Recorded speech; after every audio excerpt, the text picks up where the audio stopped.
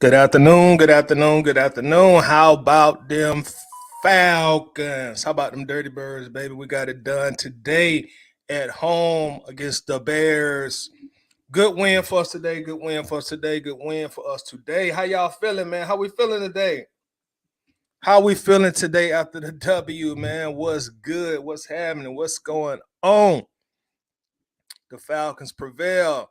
Who we got checking in so far? We got Facebook user says, what's good? Rise up from Kentucky.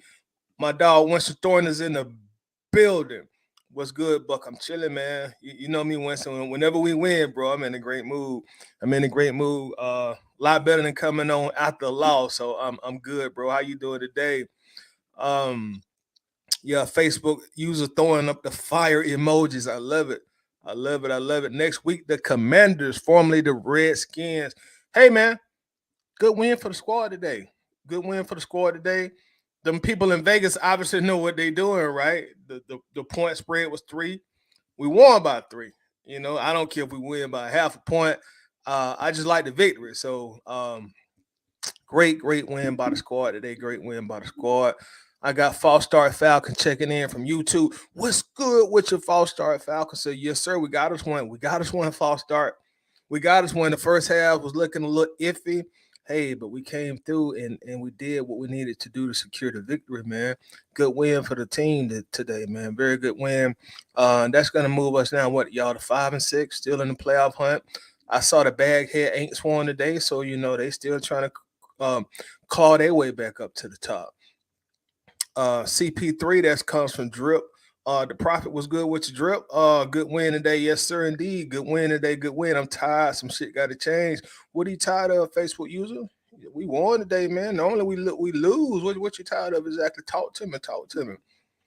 I say defense did a decent job on Fields. I would tend to agree with you on that, man. I tend to agree with you on that. I think the defense did a fairly good job today. Specifically on Fields, as you just mentioned. So yeah, defense did good. Now early in the game, the offense really wasn't helping the defense out early in the game, but overall, I think the defense did a pretty good job. You got to take those. I don't think Chicago put up a bunch of yards on us. Um, Justin Fields did make some spectacular plays, especially in the second half, evading the pass rush. You know, he was dancing around on us, you know, and making stuff happen. But ultimately, they only scored 7 points in the second half, man. So shouts out to the defense, man. Props out to the defense. I'll be in Maryland next week. You know, enjoy yourself at the game up in Maryland. Big dog John Harris is in the building. What's up, John? Says, well, I guess it was a good game. I still got some liquor left, y'all. When John Harris don't finish off the bottle, it was a good game. What you drinking though, John? What's going on with you, bro? Eric Parker checking in. We got that dub. Shout out to Cordero Patterson. Yeah, man, Patterson hurt our feelings early in the game with the fumble, but he really showed the eye of the tiger. You know what? I love it when athletes do that, man.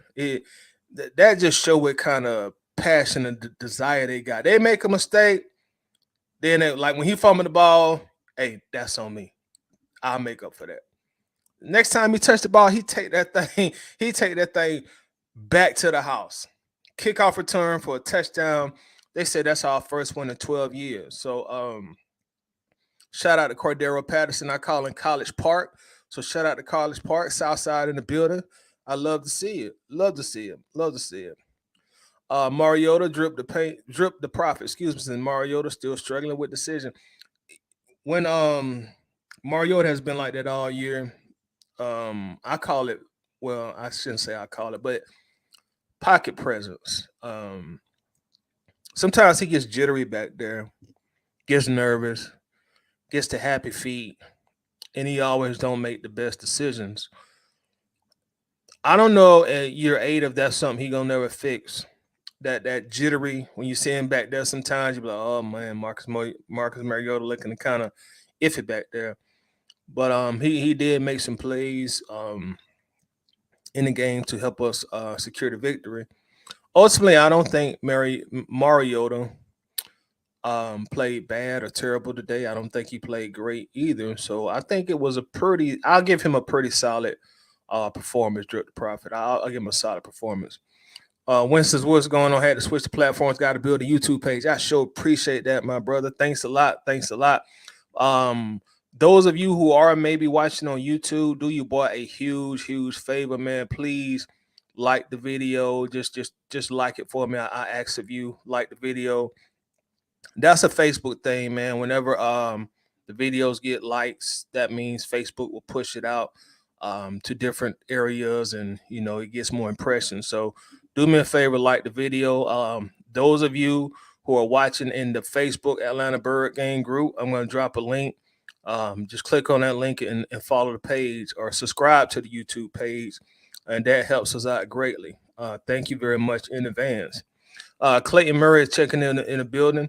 Says, who said we should have gotten Fields instead of Pitts? They both got hurt this game. I'm not sure what that word says. Have gotten a player on defense. I think you mean to say should have gotten a player on defense.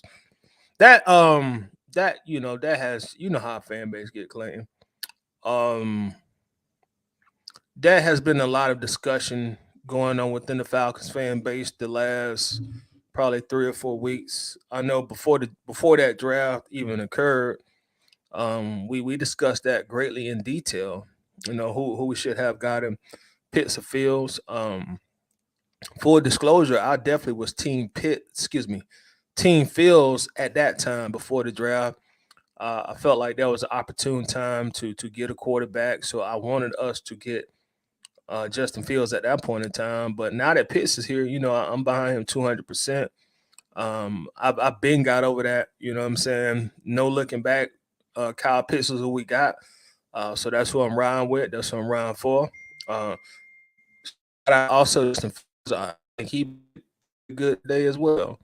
I think he played fairly well. I think he played great in certain aspects of the game. And you also can see that, even though he did make some good throws, he is still trying to establish himself as a passer. And I think in due time that'll come. But hey, we got Kyle Pitts. That's our guy. That's who I'm rolling with. I think that's who we all should be rolling with as Falcons fans at this point. That draft is now almost 2 years old. We're almost in December now, and the draft comes around every April. So if you look at it logistically, that's almost 2 years old. So we should be past that by now. We should be past that by now. So, and also, hopefully Kyle Pitts isn't seriously injured. He took a shot to the knee, and he tried to overcome it, but ended up leaving the game and never coming back. So hopefully he's doing good. Let's see, Damian Stewart. Welcome, Damian. How's it going? Welcome to Atlanta Bird Game. Finally found a Falcon stream. Just left the Bear stream. It's fun trolling sometime. I know how that go, man. Sometimes I get in the Facebook groups and I do me a little trolling myself. But welcome, man. I appreciate you checking us out today. Thanks a lot. Let's see what else we got here coming in from the comment section here. We got my dog Chris checking in. Rise up with you, bro. Rise up. What's happening? Damon says our QB play is very mediocre, to be honest. I can understand where you're coming from the passing aspect. I would definitely have to agree with you. Mediocre at best when it comes to passing. And I don't think that's going to be fixed. Year 8, Mariota he is who he is in year 8. When it comes to his athleticism, when it's time for him to use his legs and athleticism in this offense, I do think that he is an asset in that aspect. He does do a lot of things that helps out this offense, especially when it comes to team rushing stats and our ability to be able to run the ball. But ultimately, looking a little bit down the line, ultimately we got to get us a QB in here who is a proficient passer.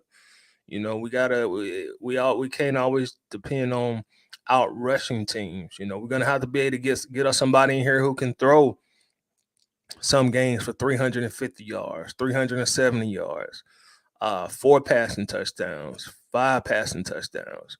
You know what I mean? Who we can depend on when the time calls for it to be able to have 35 passing attempts in the game. And again, I know that's down the line, and we may have that guy here on the sideline. Only time will tell. And when I say that, I mean, of course, Desmond Ritter. If not, hey, soon we got to go in the draft and get us here and get that guy. But as I said before, by year four of this administration, they got to have their guy. They got to have their starting quarterback on this team. And when I franchise starting quarterback, let me say that because Mariota isn't that guy. But by year four, this administration has to have that intact without a doubt. Facebook you said we should have beat them by more than 3 points. I agree with you. I agree. We had some costly turnovers early in the game that really made this game way closer than it really should have been. If we protect the football and don't continue to put our defense in precarious situations early in the game, I think we win by at least 13. I think we would have won this game by at least 13 points. So you're right. We should have won by more. And shouts out to the defense, man. The defense catch a lot of flack. But the defense was solid today. The defense really were doing their job. It was the offense who came out here playing around early, not protecting the football, putting the defense in bad situations, short field. You know what I'm saying? And Coach P's catch a lot of flack a lot of times. But as I tell people when we talk about that subject, man, like we just gotta admit to ourselves, like right now, defensively, we just don't have that type of personnel where we're gonna be an impact defense. We just don't have it just yet. We still got a lot of young guys on this team. We got a lot of second year guys on this team who are still learning the game. They're still perfecting their craft. They're still getting adjusted to the game speed. So once you take away like Grady Jarrett, once you take away AJ Terrell, who's been a little up and down this season, there's there's not really any impact guys on this team, man. We got a lot of guys in free agency, at bargain basement deals.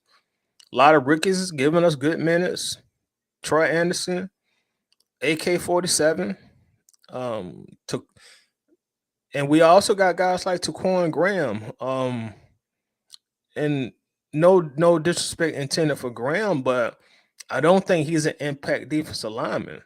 I would like to upgrade that position in free agency. I think he would be an excellent depth guy, but I don't think he's an ideal person to play aside Grady Jarrett. Ideally, you like to have like two good defensive linemen. So our Coach P's catch a lot of flack, man, but I just don't think the personnel is there just yet. I've been saying this for a minute, man, but I just think we're 2 drafts away. And when I say 2 drafts away, I mean 2 draft classes away, and I mean 2 free agency periods away. We have to constantly remind ourselves, like, guys, we're still in the rebuild, man. We're still in the rebuild. Before the year started, Vegas had us winning 4.5 games this year. That's what they set the betting line at, 4.5 games. There were some people in the media who said we win 2 games. There are plenty of people in the media that say, hey, y'all going to have your choice of the quarterback. You want Bryce Young, you want CJ Stroud, because y'all going to be picking number 1. So as fans, we have to keep that in mind, man. This year we set a record for the most dead money in NFL history. And if you set a record for the most dead money in NFL history, naturally that means you don't have a lot of money to spend on quality free agents. Now, we won't have that issue next year, and we'll be able to go out here and buy us some quality help on the defensive side. But for the time being, man, like we just don't got that kind of personnel. Now, I'm not making excuses for being the last ranked, almost the last ranked defense in the league. Definitely last in passing defense. but you got to keep that in perspective also. And speaking of the financial aspect of the defense, y'all, like we, from a salary cap standpoint, we spend the least amount of money on the defensive side of the ball. I think our salary obligation in 2022 for defense is like 49 million. That's the least amount in the NFL. So as the old saying goes, you get what you pay for. So don't expect Dean Pease or Bill Belichick or Nick Saban or whoever to come in here and take bargain basement, Dollar General, Family Dollar players and make them a top 15, top 10 defense. You know, you're almost being unrealistic. So you got to keep that in mind. And no disrespect to anybody on our defense. I think a lot of our guys, for the most part, play hard on defense. But hey, talent matters in the NFL. Talent matters. Yeah, you can be the best coach in the world, but if you ain't got the talent, it goes for naught. It goes for naught. So, just keep that in mind. When we're talking about our defense, we're talking about our defensive coordinator. Like early in the game, Darren Hall, even though the play wasn't completed, he just fell on his face. You can't blame that on the defensive coordinator. You got guys like Darren Hall getting a lot of playing time because we really don't have any depth in the defensive backfield. And, props to Darren Hall. Way better athlete than I ever could have been. But, hey, he's not that good.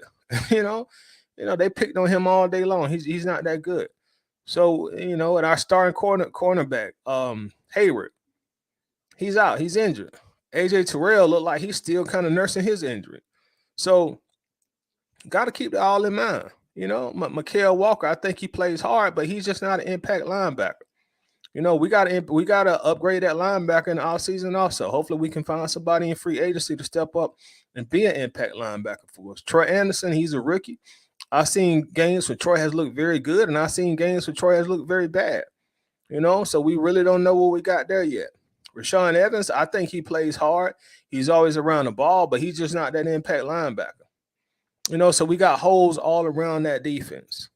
Holes all around the defense. I think Lorenzo Carter plays hard also, but he's not gonna get anybody Pro Bowls. He's not gonna get any All Pro teams. He's solid, pretty average, slightly above average at best. So we got to keep all that stuff in mind, y'all. Hey, still a rebuild. Still a rebuild. So, sometimes we just got to temper our expectations of this team in 2022. Now, 2023, okay. You can expect a lot more of the team in 2023 because at that point is year 3 of the current administration, being Fontenot, being Arthur Smith. Then you were in year 2 with the current rookies. You were in year 3 with the second year guys. You got $80-90 million in free agency. So like next year, if you say, hey, Falcons, y'all got to get in the playoffs, I expect nothing less. That's cool. If you want to say, hey, I expect us to be a top 18, top 15 defense, okay, that's fine as well. But this year right here, you got to put everything on the table when you do have your expectations for this team.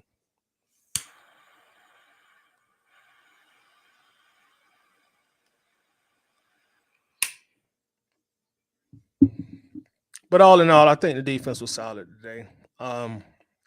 As we talked about, we did lose 2 fumbles that impacted the game a great deal. And in that first half, seems like Chicago just dominated the time of possession because when the offense would get on the field, they couldn't hold on to the ball.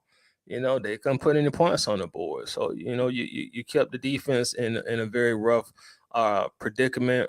But good thing for us, we were able to overcome that and win the game. And to my point, when I say Chicago possessed the ball so much, I'm looking at the time of possession right now, y'all. Chicago possessed the ball for 35 minutes today. 35 minutes, 10 seconds. Atlanta had possession 24 minutes, 50 seconds. So they essentially had the ball 10 more minutes than we did. And you think about it this way. When I say they had the ball 10 more minutes than we did, they essentially had the ball pretty much almost a full quarter more than we did. That's heavy. That's heavy. They essentially held the ball for almost a full quarter than we did. So, one thing when you already know going into a games or going into a season, you already know, hey, we ain't got the best talent on defense. That's when the offense got to step up and help out the defense as well. Um, and don't put them in such bad situations like we saw a lot today early in the game, which could have really resulted in us losing. But fortunately for us, that was not the case. We got Robert Lindsay checking in. It's a good win. Just needs some consistency. Hope Kyle Pitts okay. No reports yet. I hope so as well, man. I hope he's not seriously injured. Clayton Murray checking in. So CP and defense won the game, but defense needs to hit and tackle better. Can't do it for only 2 quarters. I definitely agree with you on that. Robert Lindsay, good win. Okay, I read that one already. Let's see here. Winston Thorne said that's the mark of a great player. He didn't get down on himself. He owned the mistake, then made a great play to help shift the balance of the game. He's speaking of Cordero Patterson, and I absolutely agree.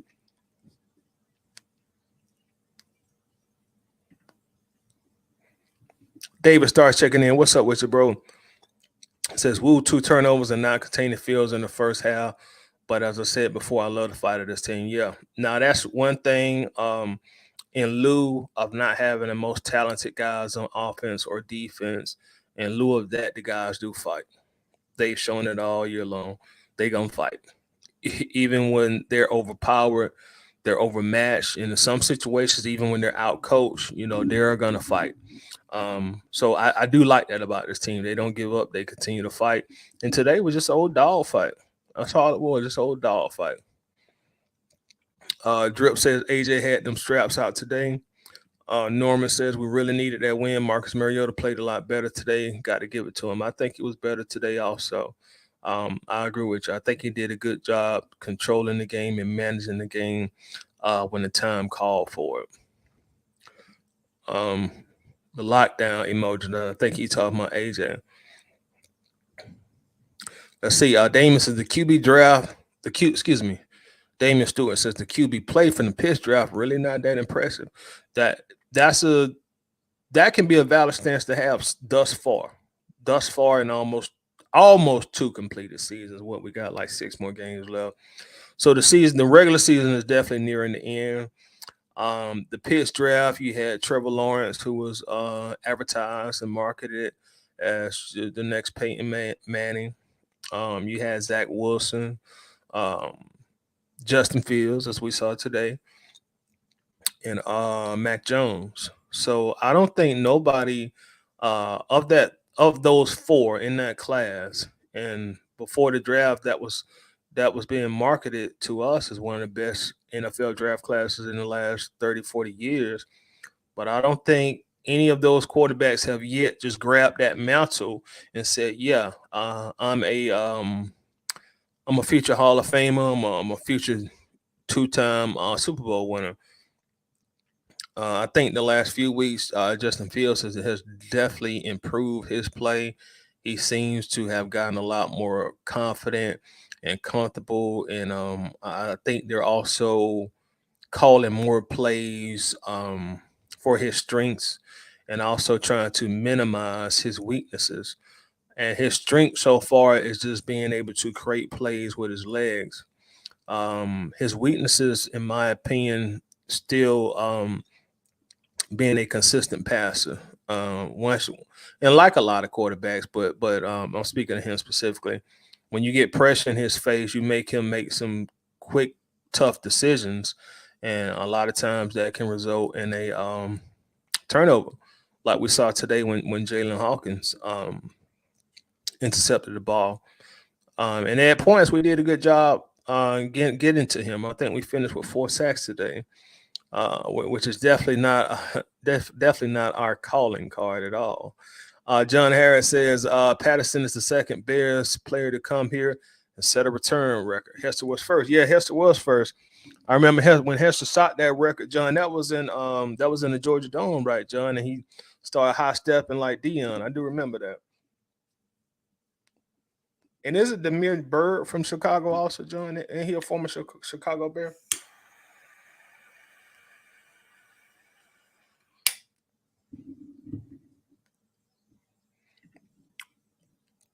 JR checking in from YouTube. It's a solid team win, another nail biter. I absolutely agree. That was a good game to watch. That was a good game. Um, it was a entertaining game. Like you said, it was a nail biter. That was a good game to watch. I enjoyed watching that game as a fan today. That was a nice, entertaining game. Drew the Props is AK-47 going crazy on the law. He is, man. He is. Drip. I think we might got us one with him, man. I think we might got us one with him, Drip. I think, man, by year 3, that guy can be a phenomenal pass rusher for us, man. I really, really do. I like watching him. He's starting to get more playing time now. So defensive coaches are obviously feeling more confident and put him on the field and get him some reps. So I'm looking forward to see how he progresses here in Atlanta. My dog Rustin Moore checks in. What's up, Rustin? Says these performances will work against teams like Chicago, but I'm telling you now, Washington is a much better team than Chicago. Going to have to play better ball next week, and I definitely hope we do play better. For me today, it was just of a matter of protecting the football. Because like I say, both fumbles, man, they just put us in bad situations. I think if we protect the ball better, as I said earlier, I think we probably win this game by like 13 points, at least 10. I don't think it's as close as it was today if we hold on to the football and do what we are supposed to do. But I do agree. I think Washington will come ready to play. We're gonna be there in Washington. They're gonna be at home. So we shall see. But we only put up 280 yards on offense today. So again, we only had the ball for 24 minutes, so we didn't have a lot of opportunities offensively. And we also held Chicago to only 288 total yards. So offensively, let's do better, and defensively, let's just continue to do what we do and also improve in that aspect as well. Not feeling this dub, it was ugly. Dub is a dub to me, Facebook USA. I'm not gonna complain about it, man. I'm happy we won. I would rather lose ugly any day of the week than win pretty. Because at the end of the day, when they put that W in the win column, they don't put pretty win, ugly loss, handsome win, gorgeous loss. They just put W or L. That's it. And you move on. You move on. You take them all. You know what I'm saying? Every Super Bowl that was played when the aesthetically pretty, you know. When the Patriots beat the Rams a few years ago, aesthetically that was a bad, ugly game. But you know what? Still a Super Bowl champ. So at this point in the game with our team, you just take the W's and you go with them. False Start Falcon says, yeah, the pass game is all off balance. It is, man. It is. We run the ball 60% of the time. So some of that, I'm not saying a whole lot of it or all of it, but some of that can be contributed to that. You know, quarterback not always being in a constant rhythm, wide receivers, pass catchers not always being in rhythm because we run the ball so much. And I'm gonna be honest with you, False Start Falcon. I don't think that problem is gonna get solved this year. Hopefully next year we'll be more imbalanced, but this year I think we are who we are after 11 games.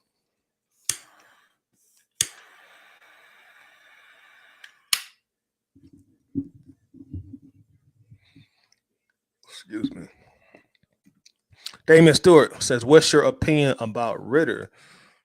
Um, I don't know. You may got to specify for me what you mean exactly. But as of right now, it's really hard to quantify my opinion on him without seeing him playing against like real defenses. And when I say real defenses, I mean like regular season action. Um, because him playing in the preseason, you you you can't put a whole lot of stock into that because it was preseason. And I'm not one of these guys that's gonna tell you that well preseason don't matter. No, preseason definitely matters. Definitely matters. Just like practice matters. but it's hard for me to give a real live opinion on him without actually seeing him get it, without actually seeing him play.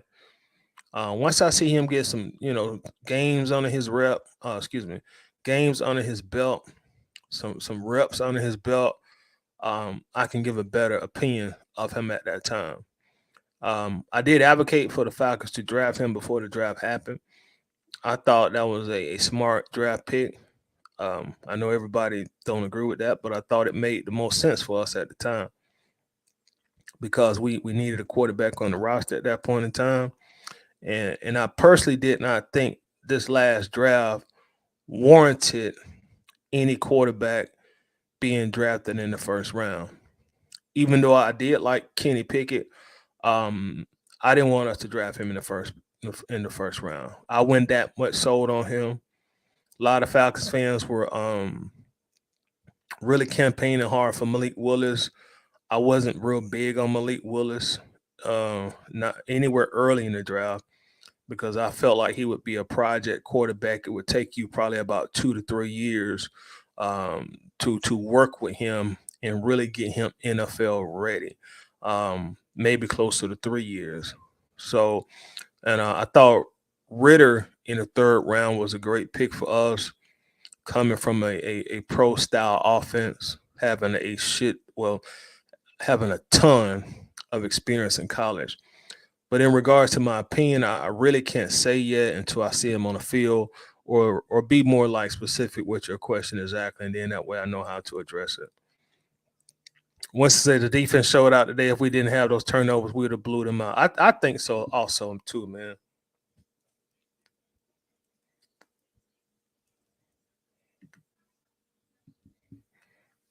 Facebook users got to give Smith and Mariota credit. Somebody begin on me by mispronouncing his name. Got to give Smith and Mariota credit today. Smith for reeling Mariota in from last week, and Mariota for understanding the assessment today by not doing too much. I totally agree. Great comment. Excellent comment. John says, "Are we gonna need the police to call these games because the refs ain't gonna do it?" John, personally, I thought Chicago got away with a lot of holding penalties today that were not called, and also the first touchdown, man. Am I just misinformed? But isn't that illegal? Like to set picks like that? That dude set a pick and roll like he played for the Golden State Warriors. Their wide receiver didn't even run a route. He just went out there and picked our guy. So somebody who better and more knowledgeable at the rules than me. I mean, was that legal? I didn't think that was illegal, man. He didn't even run a route. He just went out there and shot a pick. Like I said, the Warriors, like Steph Curry, went off the pick and shot a 3-pointer. Like damn. Um, Facebook user says our defense is good and terrible at the same time. But they did well today. What's up, Calvin? How's it going, bro? I agree.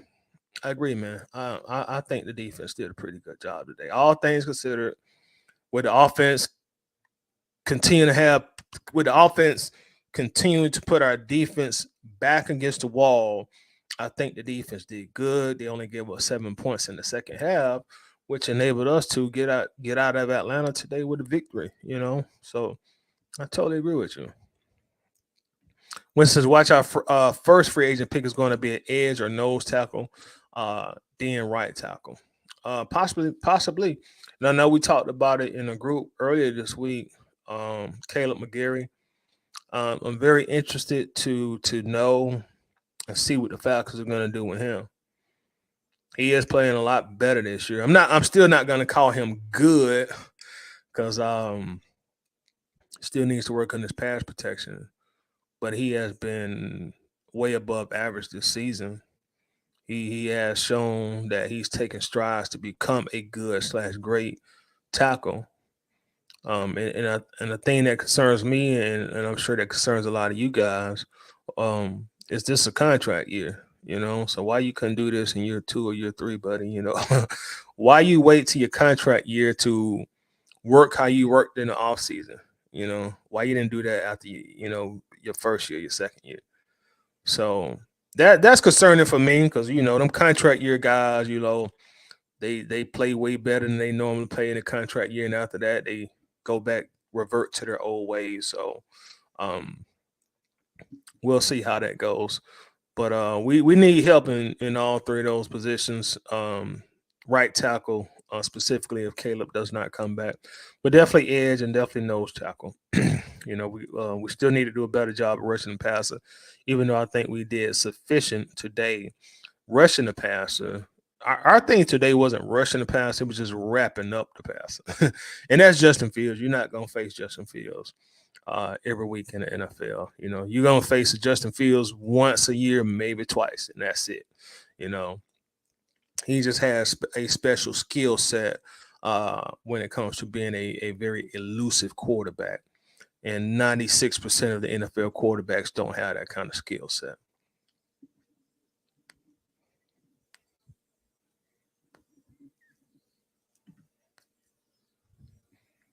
Shane checking in on YouTube. The Dixon Way. What's happening with you, Shane? How you doing, brother? Dean Pease calling a zone in the end zone couldn't stop the pass or run the game on 3rd and 9 was horrible defensive play called by Pease. Every time we sit in that soft open zone, we get torched.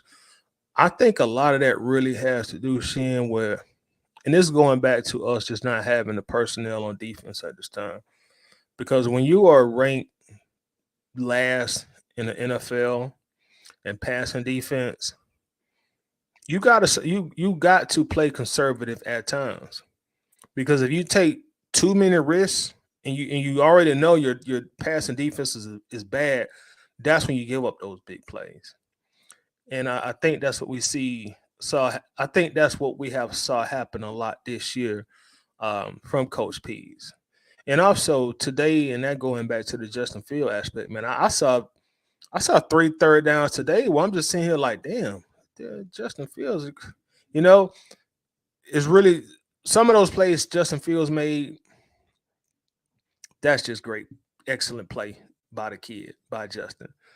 And some of those plays, you just have to kind of just tip your hat to Justin that he did today and say, okay, you got us on that play. We're gonna get you on 1st down. Because he made like 3 plays when he just avoiding all kind of contact and guys. He seen AK coming, dipped on the AK, seen Grady coming, jumped back from Grady. She stutter step past Troy Anderson, and sometimes the best athlete just wins the play. And a lot of times today on 3rd down, just the field just won to play for them. And sometimes again, you just got to tip your hat to that. Sometimes. John Harris says we were forced into the imbalance on defense by the emphasis on offense. But even if we had the money, could we make the sale to get someone here on defense or free agency? I would rather build through the draft.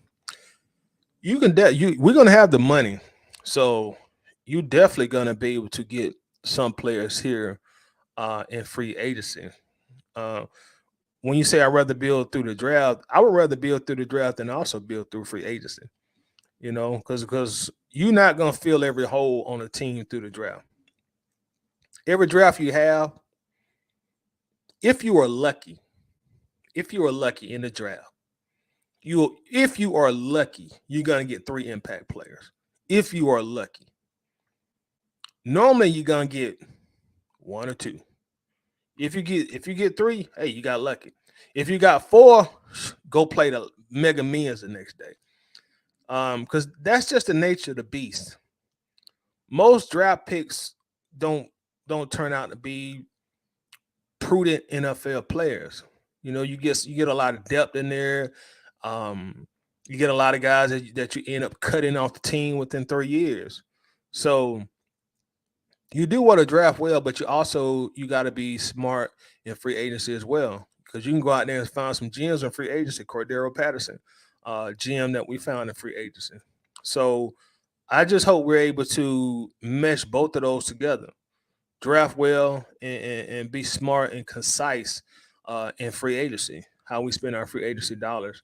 I know the last administration's Dimitrov, a lot of people were very critical of him on how he shopped in free agency and also how he drafted. So hopefully, with Fontenot, he's better in both aspects as a general manager. He does better in his drafts, and he does better with how he and why he spend the dollars that he do in free agency. But we got to spend the money, In the NFL, you got a maximum amount you can spend, and there's a minimum amount you can spend. So it goes both ways. You just can't say as an owner, well, I ain't gonna spend no money, I'm just gonna be cheap. No, I forgot what the number is, but there's a minimum amount that every NFL team has to spend per year. You just can't have a $70 million payroll and just say, man, I'm just gonna make some money. You gotta spend that money. Uh, David Starr says, and those holes in the defense that you were discussing is why I say we don't see Ritter until next year, because with his defense, you can't fairly evaluate him. And that's a fair assessment as well. That's a very fair assessment. I've said like most of the year, like I don't really expect Coach Smith to deviate, even though sometimes I get frustrated with Mariota and I'll be like, man, could put Ritter in the game. Let's see what he got. But I don't really expect Coach Smith to deviate from his starter until we are mathematically eliminated from the playoffs. Because then at that point, you ain't got nothing to lose. Once you're mathematically eliminated, you ain't got nothing to lose at that point. But I don't think it would hurt. I don't think it would be hurt to put him in during certain situations. But at the same time, that's a tricky slope too. If I'm just being totally honest, because sometimes when you take out your veteran quarterback, you put in the rookie, that affects the continuity and the chemistry of the team. Sometimes the veterans don't like that. And I know it's the coach's call, but sometimes the veterans don't like that. Sometimes the veterans will come and tell the coach, hey, man, you undercutting our starter. You're undercutting the vet by playing the rookie. An example of that,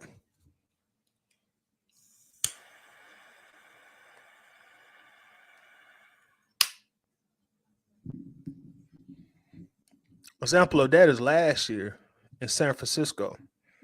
And I forgot to say Trey Lance's name when I talked about the quarterbacks earlier too, but Trey Lance. But last year in San Francisco, our former offensive coordinator, Kyle Shanahan, of course, he had Jimmy Garoppolo as a starter. But early in the year, he had these Trey Lance plays that he would call periodically throughout the game. And I want to say probably a little bit before midway through the season, some of the veterans of that San Francisco 49ers team, they went and met with Kyle Shanahan. And they said, hey, coach, we love you. We respect you. We think you're doing a great job, but we don't really appreciate you bringing Trey Lance in and pulling Garoppolo out because that affects his leadership. And Kyle Shanahan, he stopped bringing Trey Lance in. So if anybody ever wondering, if you've been wondering why the 49ers stopped playing Trey Lance all of a sudden last year, that's why. Some veterans approached Kyle Shanahan and said, hey, man, you undercutting the vet. By bringing the rookie in and bringing the vet out, you undercutting the vet.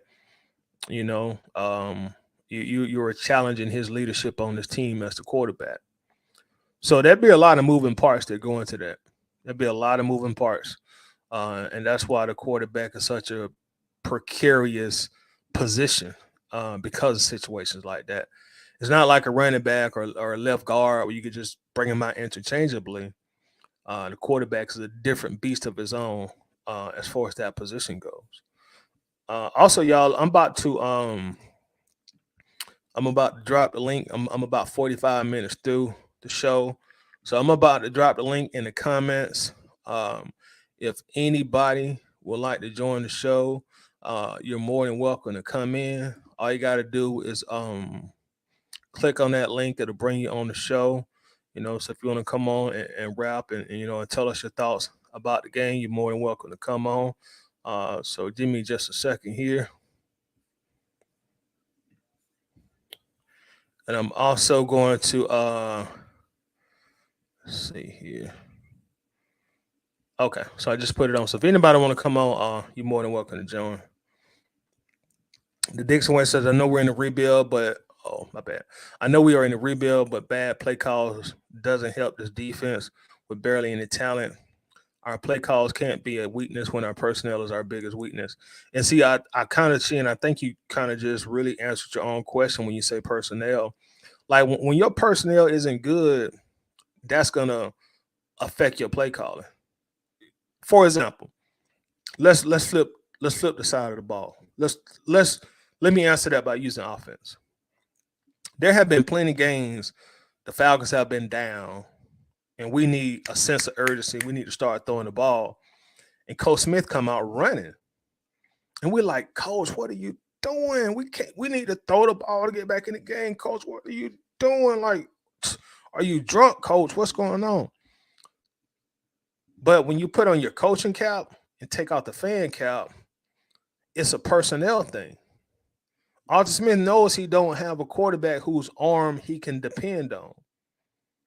So he needs to lean more on the strength of his team, which is running the ball, even though we may be down. And it's kind of the same thing with defense.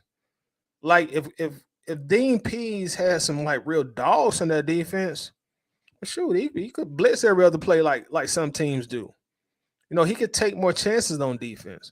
But when you guys out there like Darren Hall, Isaiah Oliver, you know, when you got guys back there who's the only thing from the other team getting 6 points, you have to put all that on the table also. You can't risk big plays and 6 points when you know you don't have that personnel to back you up with it. And overall, again, I don't think the defense was bad today. I'm prone to say they were fairly good. So personally, I don't think this is the game that we should pick on the defense. Because if you have a game where the team has possessed the ball 30 plus minutes, 35 minutes actually, and they have less than 300 yards, and your offense lost 2 fumbles,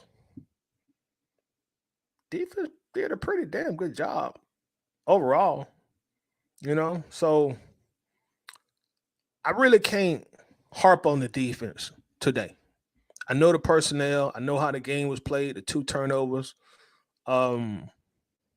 They didn't defense didn't do bad today, in my opinion. Turnovers cost the time of possession with the ball to the that's my point. And Chicago would get that ball and they would just lean on that ball for a good bit of time too. Facebook user says, "Am I missing something?" I didn't see Huntley. Huntley played. He played. I want to say he carried the ball 2 or 3 times, but he definitely played today. I saw him out there today, so he definitely got in. He didn't have as many carries as we normally would see. And again, you know, we only had 24 minutes of offensive possessions, but he definitely played. Let's see, Huntley. Well, I'm sorry, I said 2 or 3 times. He had 1 carry.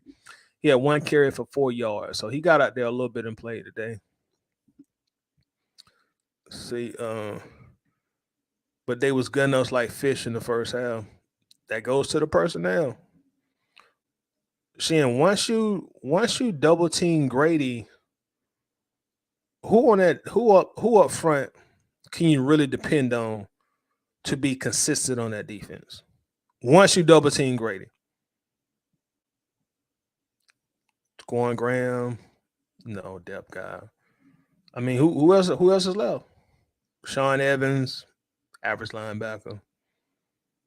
Mikael Walker, average linebacker. Troy Anderson, rookie. So the personnel plays a huge part in it. Now, if we, like I say, we go in free agency and we buy some defenders, buy some quality defenders who have shown that they can play this game at a high level, okay, that's a little differently. But again, total with that team having a time of possession of 35 minutes and our defense only surrendering 288 yards, 128 passing yards, 160 rushing yards, which most of those are done by a Michael Vick like quarterback. Hey man, you gotta be satisfied with that, and you get the win. Now we got a lot. If we lost, that's a little different, and we got the win. So you gotta take it for what it's worth. All right, before we continue, y'all, I'm gonna bring some people on to wrap with us real quick. I'm gonna welcome my dog, my guy, Atlanta sports radio legend, Mr. John Harris. How's it going, John? Pretty good today. Like I said, I got some liquor left, so it was a good game. Wait, hold on, John. For the people at home watching, what kind of liquor were you drinking today? Uncle Nearest. 1856. No, man, they found some of that black label. I got some black label up here. So, yeah, I got some black label up here. I was surprised because I usually make a run to Murfreesboro and bring a couple of bottles back. Give me a chance to exercise the car and get out there in the country. But right. Yes, sir. I'm going to ask you, John, before you start. We've been talking about the defense. Give us your synopsis of your defense today, of what you watched, and once you do that, I'm gonna bring somebody else in. Man, you couldn't ask no more out of your defense than what they did today. With AJ Terrell coming back from being hurt, and me, I'm an offensive person by nature because I was looking at, and I know we were talking back and forth during the broadcast, the game, if they had called all of the holding calls that were taking place in that game today, we'd probably be in the second quarter right now. Because, man, I just don't understand how people who are supposed to be officials standing there looking at what's going on, they're just not calling these holding calls. Grady Jarrett is getting held on every play.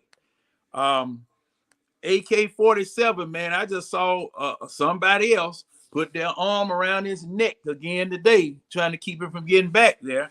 And it was just ridiculous. And the thing about it was, you put enough heat on Justin Fields, him not being a proficient passer. Now he can pass. A couple of his passes look real good. They did. Surprising. Yeah. But if you put heat on him, you make it where he has to make a real quick decision as to where he's going with the ball. Okay. And for a quarterback whose propensity it is to run, that can be his kryptonite. If we're going to get the call, if we're going to get the holding call, and it helps your secondary out. It helps your secondary out. So, I've always been an advocate that defense is played on the line of scrimmage now. You can't really play that much defense out there in the secondary if they're going to call the game the way that they're supposed to call it. And, today, like I said, and, I have put up there about 2 or 3 times, defense and did their job. Offense, what are you going to do? Right. Right. That's where I am with that. All right. So give me just a moment, John. We're about to bring our guy Anthony White in the building. Anthony, how's it going today, brother? Hey, gentlemen, how y'all doing today, man? Hey, what's going on, man? Doing great, bro. Doing great. We left off. We've been talking about the defense lately. What do you think about the defensive performance today? Now we all know the criticism the defense got most of the season. I mean, it's been tough for them with all the injuries, lack of talent on the defensive line, linebackers not really like they need to be. But today they played their butts off, man. I mean, some of those plays that Justin Fields made, they were superstar plays. I mean, he evaded 3 tackles. He'll go this way, run all the way to the other side and throw a completion. I mean, you can't. If you don't get that, it is what it is. You got to tip your hat to him, man. So I mean, defense, in my opinion, they played a heck of a game. Got pressure on the quarterback. Got 4 sacks today. 4 sacks. Yeah. I mean, you can't ask for nothing more after what happened against Carolina. They did their thing, and I'm just waiting to see this defense with some top-notch talent on it. I really am. Yeah, I'm looking forward to that too. And that's what me and John was communicating about also. Hopefully in free agency, I haven't really looked at the list of available free agents, but hopefully we can bring some on this defense, and then hopefully we can draft well also on both sides of the ball. Um, but I guess we'll cross that bridge once we do get there. I would like to ask both of y'all's opinion on your quarterback today. How do you think your quarterback Marcus Mariota played today? You can go first, y'all. You go ahead, Oh, OG. You the OG. Go ahead. hey man, no man, hey, I'm just a participant. you know, All I don't right. want to pull no cards or nothing. It's But all look, good. but look, Mariota, as I've been telling you guys, either on lives or in person. Oh, where you go? I'm still here, John. I just got you on spotlight. We here. Man, don't be doing that. I ain't wash my face, man. we He here, thought he was man. by himself You on that just one, on bro. spotlight, man. We got Man, the Denzel Washington camera on you. You good? Go ahead. man, shoot, not this ugly mug here. But at any rate, I'm gonna tell you this. Mariota, as like I said, like I've been telling you guys on lives and various things. Um, if you look at Tennessee, that's how our quarterback is going to be because they're still running that same offense. It's going to be basic. It's going to be a situation where he's going to keep the quote unquote keep the quarterback out of trouble by limiting things that he does. And he did pretty good today. He did pretty good today. I've got to say that pass that he threw to Zacchaeus that everybody wanted to blame Mariota about, that was Zacchaeus. Yeah, he lost the ball. No He doubt put about it, it. yeah, he put it in the spot where it was supposed to go, and Yep. Zacchaeus just couldn't locate it. I'll just say that he just couldn't locate the pass. And if he could have, Zacchaeus is the type of player that he could have spun around, caught that, been in bounds. That would have been a spectacular catch, but he could have caught that one. But all in all, man, he did what he needed to do. He did what he needed to do. Just like, well, one time, Tidy, you pointed out the fact that on one of his runs, he went the wrong way because he ran outside instead of running inside because of him not reading his block. Because if he had stayed inside, man, it wasn't nothing but fescue in front of him. That's it. That'd have been a 20+ yard game, man. Yeah, He didn't read his block correctly. yeah. And that pass, man, Kyle Pitts, woo, wait, man, that almost was real ugly. If his foot had caught in that turf on that hit, man, we would have seen something we didn't want to see. But thank goodness his foot skated across there. Now it might be, I'm thinking it might be a strain, knee strain, a pulled ligament or something of that nature. Maybe a But contusion. like they say, we're still waiting on the report on that. But that was a good pass that he threw to Pitts at that time. That was a good pass. You had some people in the chat saying that, oh man, Mariota gonna get somebody killed. Well, no, that was a good pass. It was a good pass. And also, before you go in on the Ant, Winston, check your inbox. I inbox you the link to your inbox. Go ahead, Ant. What do you think about Mariota today? I think Mariota did well today, man. He managed the offense. Like y'all said on them quarterback runs, he kept going to the outside today. Like he had Alex, he can just like cut up the middle, cut up inside a little bit. Kept getting stopped on the outside on the runs, but no turnovers. Manage the offense, and that's the thing. No turnovers. I don't need you to No be. I don't turnover. need you to be a superstar. I need you to manage the offense. Don't turn the ball over. That's it. Get the guys in the right position. Get them in the right play calls. And do your job. He did it today. Like Mm-hmm. I think he did fine. Like, I mean, I had no problem with Mariota. But to that throw to the kids, like if the kids dislocate the ball, that might would have been a walking touchdown. Like Yeah. dislocate the ball. But besides that, man, I think he did a good job today, man. Like I said, we've been hard on Mariota, and it's rightfully so because when you have an offensive coach, when you have your first two picks of this regime, offensive players, the offense has to carry. They wait at times they don't do it. But shout out to them today, man. They made the plays when they had to make the plays. Running game was good. I ain't got no problem with Mariota did that, man. He had a good game. Yeah, I think it was fairly good also today. Like you say, no turnovers. Managed the game the way the game needed to be managed. We all know he ain't gonna throw for 300 yards, 4 touchdowns. We don't need him to. Just Right. do your job. Right. Just do your job, manage the game. So I think all in all, he played a pretty good game. What do y'all think about our running game, which is probably the strongest point of the team? Do y'all think we were not totally in sync running the ball, or we didn't have enough offensive possessions to run the ball today, or how do y'all feel about how we ran the ball? That's what I think. I What did think we we didn't end have. up? What did we end up as yard? How many yards we rushed for today? 149. Well, that hey man, that's good. That ain't horrible. Nah, I, that ain't horrible. I'm gonna give y'all the breakdown. Tyler Algier, 8 carries, 55 yards. Patterson, 10 carries, 52 yards. Mariota, 28 yards off 10 carries. Zacchaeus had 13 yards, and Caleb Huntley had 4 yards. But y'all right, that's not bad at all. but I, tell you something. Go ahead, boss. Go ahead. Go ahead. oh, what? I'm gonna say it like this: Tyler Algier got to get the ball more. Like I think by the end of the season he'll start getting over 10, 15 carries a game, probably more. That guy needs to be in the game.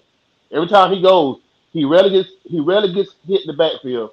He always dive for 3, 4 yards every time. And some of them runs a day, I'm like, dang, how you get 3 yards off of that? How you get 4 yards off of that? Just hitting initiating contact, going for it. So I think Algier gonna be a guy for us, man. I You, like that you, guy. do you think that's our starting running back going into next year, even with Patterson still on the team? I think so because I think as much as like Patterson, you see he's getting a little bit older, and you don't want to really run him in the ground.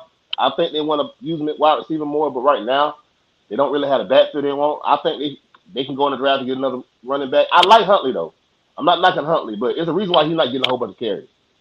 He don't get like 4 or 5 carries. What does Huntley get? I mean, He at had just first, one carry today. see, I mean, Man, now you threw balls. I'm due. Go ahead, brother. Oh, okay. Now look, Huntley showed all of the rest of the running backs how to run behind this line. Do you Uh-huh. remember that? His first times carrying this ball, Yep. Huntley showed everybody how to run. And Uh-huh. after Huntley was making 4, 6, 7 yards a carry by not running behind that left side, because it was something I pointed out to you last year, Toddy, about Davis. He was running behind that left side of the line, and he was getting stopped.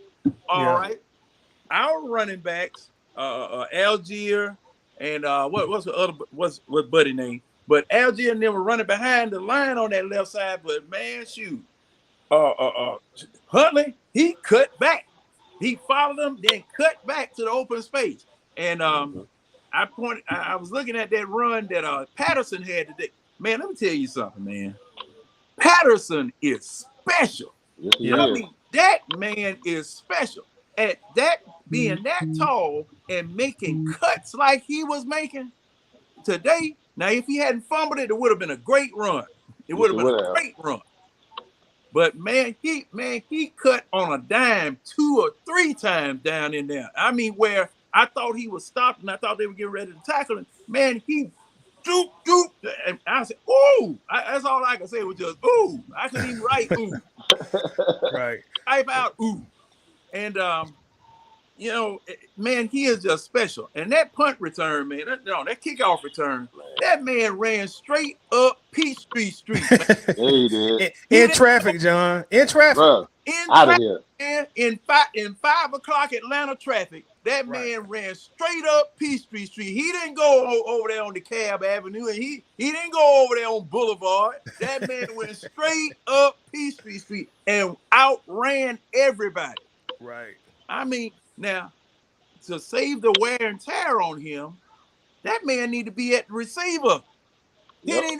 He need to be lined up as receiver sometime, and you send him deep, man. Well, they did. They went back kind of like we did last year a little bit today. He they lined him up in the slot in that wide receiver a little bit today, not a lot, but a little bit. Yeah. But see, man, I look at that height, and this just me. At that height, man, I just take a snap from center and just lob it up there and let him run up under it, man, or something. You can overthrow someone that tall and he can still go get it. Right. Zacchaeus at his height, no, you might can't do that. You might can't do that with London. But man, Patterson, man, today that was just impressive to me. That was just Mm-hmm. really impressive to me.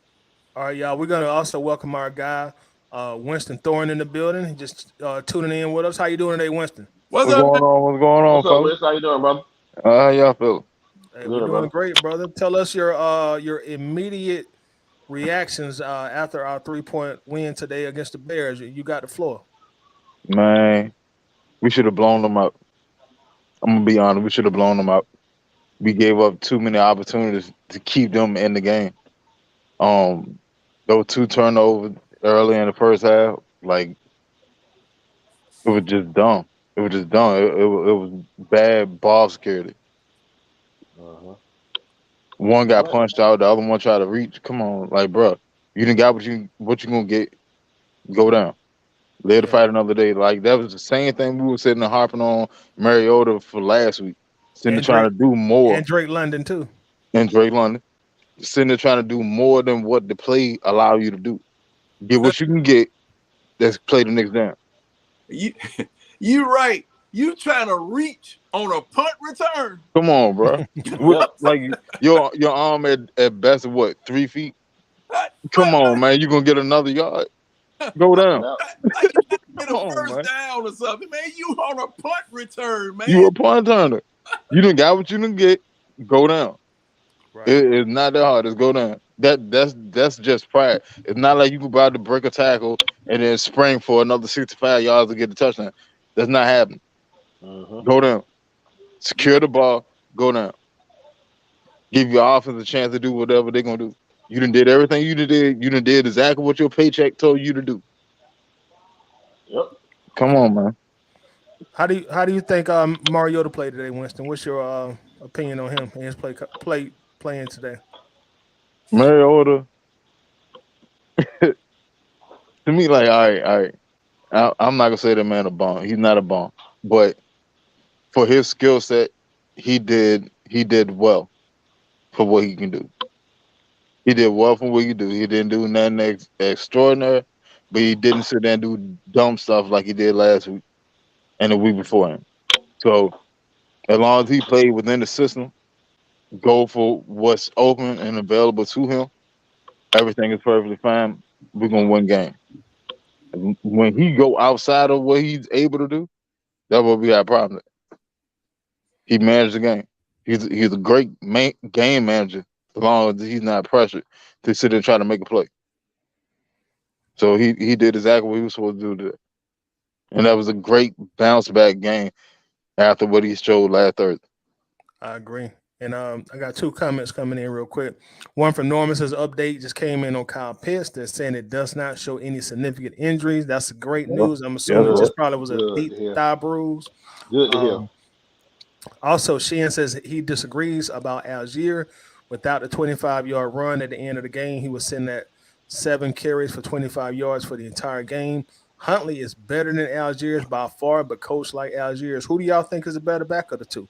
That's kind of like our Algier. old Tevin Algier. Coleman and Freeman debate. Algier, in my opinion. Did you see the blitz pickup he had on that Thursday night? Ah, he He actually been did it looking at that stuff. twice. He He did did it twice. twice. Yeah. He picks Yeah, up blitzes like, and Huntley can't do that, and that's why he's in the game. You can't just run Exactly. the ball as a running back. You got to do everything. You got to pass check on third down. You know what I'm saying? We need you to pick that blitz up, and he's not doing that. If he was doing that, he'd be in the game more. Point blank. yeah. I like Huntley, but it's something he's not doing not to get the run. He was getting it early in the season, and all of a sudden you don't hardly see him. So what's going on in practice? I don't know. We're not there, but something going on that they trust Algier a lot more now than they trust him. Now I agree with you on that, and I do think they are trusting Algier more. Do you think Patterson coming back that took a significant amount of Huntley's carries away from him? Yeah, I think so. But Arthur Smith has shown if he trusts you to do what you need to do, he'll put you in there. You know what I'm True. saying? He was running three running backs. I mean, they were doing all the running backs. They had Avery Williams, they had Algier, they had Huntley when CP was out. He'll get you in there if you're doing what you need to do.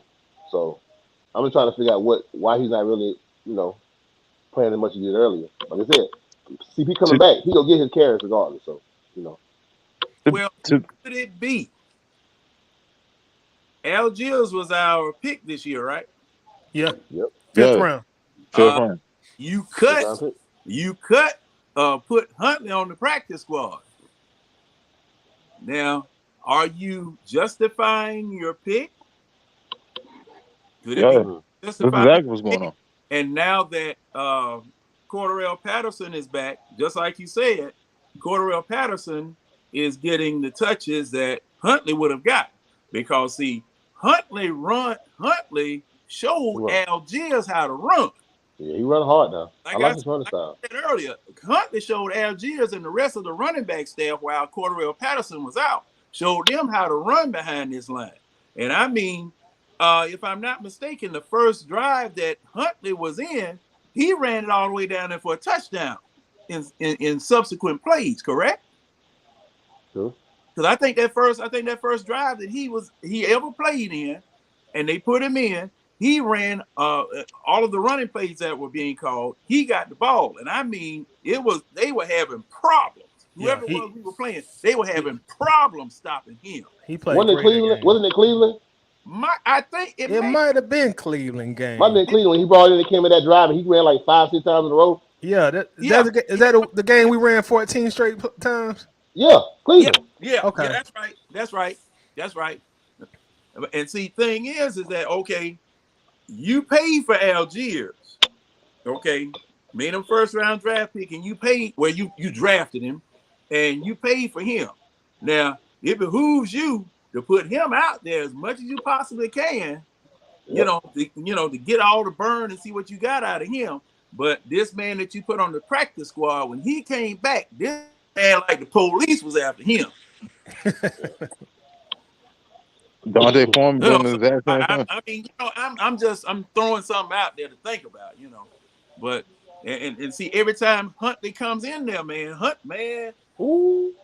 Huntley go hunting. Huntley run like IRS, man. Trying to get John Yeah, that. he do. Hunter reminds me of Gerald Riggs so much. Running style. He Yeah. remind me more of T.J. Duckett. Well, I They, think both of them two big backs. yeah, Both yeah, of they them two big back big backs. with speed, but Now, they not sitting there trying to shake you.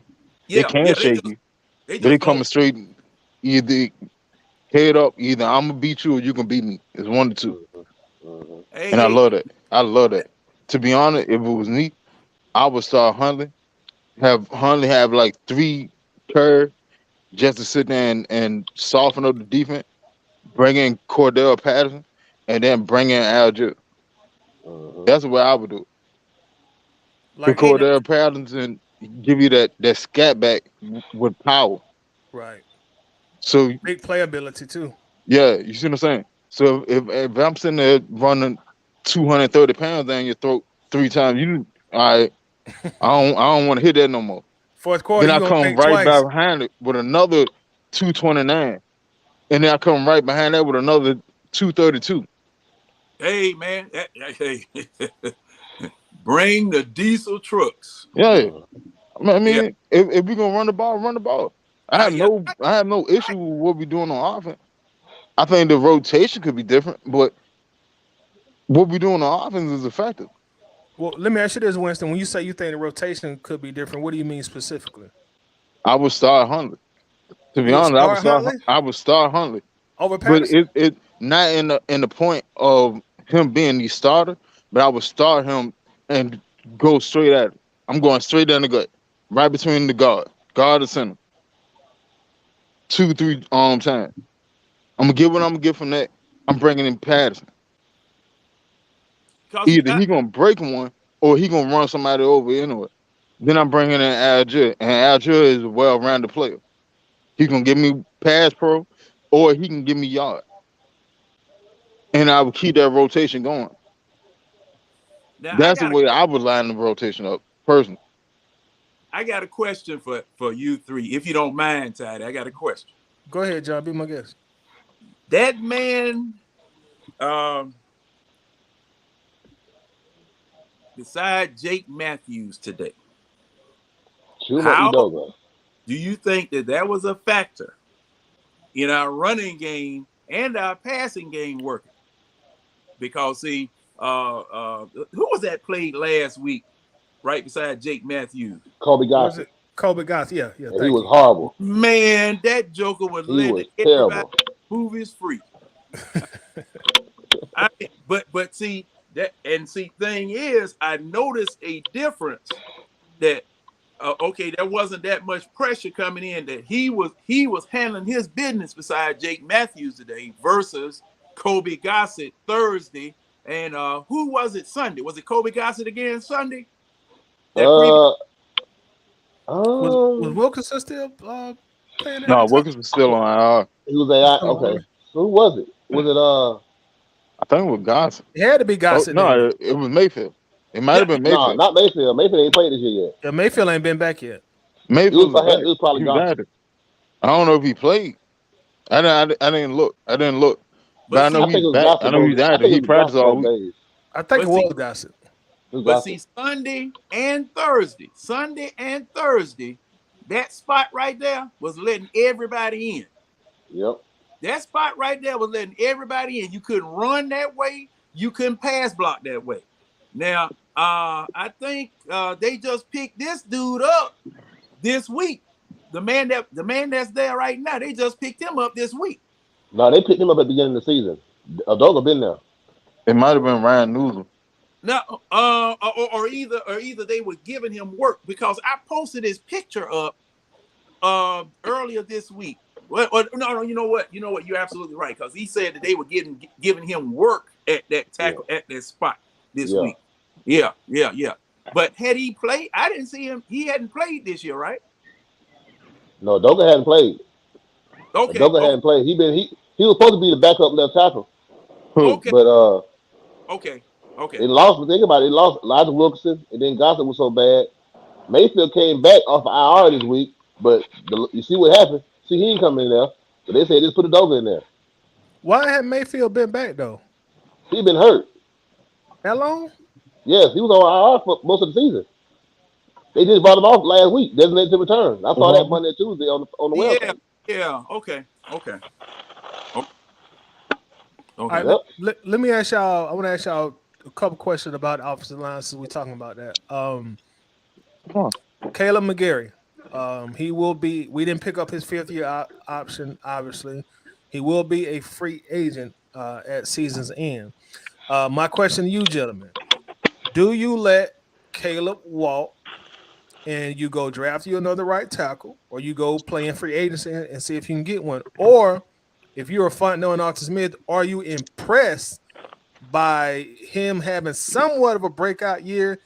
Do you extend him for some big money or a large amount of money? You know you're gonna have to break the bank with Lindstrom at the same time. So what are y'all thoughts? You keep Caleb in to keep the continuity in, or do you say, hey, I feel like I can go find me somebody better? What do you do with Caleb McGarry at season's end? I'm gonna start with you, Ed. Man, Kevin Gary like Jekyll and Hyde. I mean, he's always been like that. Terrific run blocker. When he get down run blocking, he'll knock you out of there. Pass blocking is still kind of suspect. Thing about Kevin McGarry is this, man. He on a contract year. We all know that, right? It always scare me when somebody all of a sudden have a breakout year and a contract year. They try to get their paper. And I don't want these Falcons. I wouldn't mind keeping them, but I'm keeping it at the cost I want to keep them at. But I'm not going to pay you big time right tackle money and then you revert back to the Caleb McGarry a couple years ago. Right. You know what I'm saying? That's what makes me nervous about Caleb McGarry. He got talent, no doubt about it, but I would possibly get somebody in the draft, but I would have a problem keeping him at the right price. And I don't feel terrified. No, I don't see this regime getting back in that situation with these bad contracts anymore. They just got him off the books. They cleared everything out. Next year is the first year to be able to spend some money. I don't see them just going crazy with him. They keep him at their price. If he don't want to stay, he don't like the price, I think they'll let him walk. That's my opinion on it. Winston, You let him go. let him go. Point blank period. Caleb McGurry is like what, 28 now? I think he's Mm, 28. He I came don't into the think he that draft late. old. I think he's he came in 28. kind of. He came in. He like about 23, 24. He was older. Yeah, he's older. He's like 27, 28. To come this off season, whatever, he'd be almost 29. He's and 27. you, Birthday is in February. all right, he's 27 now. Yeah, so he about to be 28. All right, there's no purpose of me sitting there spending big money on a right tackle that cannot pass on protect. That does not make sense at all. He didn't show. I mean, like when we drafted him, we already knew what he was gonna be. He was a road grader at run blocking, but he's lacking significantly at pass pro. I'm not Yes, gonna he spend is. that money on you. I'll bring you back and have you as a backup. You could be a swing tackle. I give you 7 million for that. Yeah, I give you 7 million for that. But to be the starting right tackle, nah, I can't do it. You're a liability. Every time I want to drive back to pass the ball, you're a liability. I cannot sit there and spend that type of money. When I can bring somebody in or draft somebody that actually gonna sit there and get back in a set and protect my quarterback.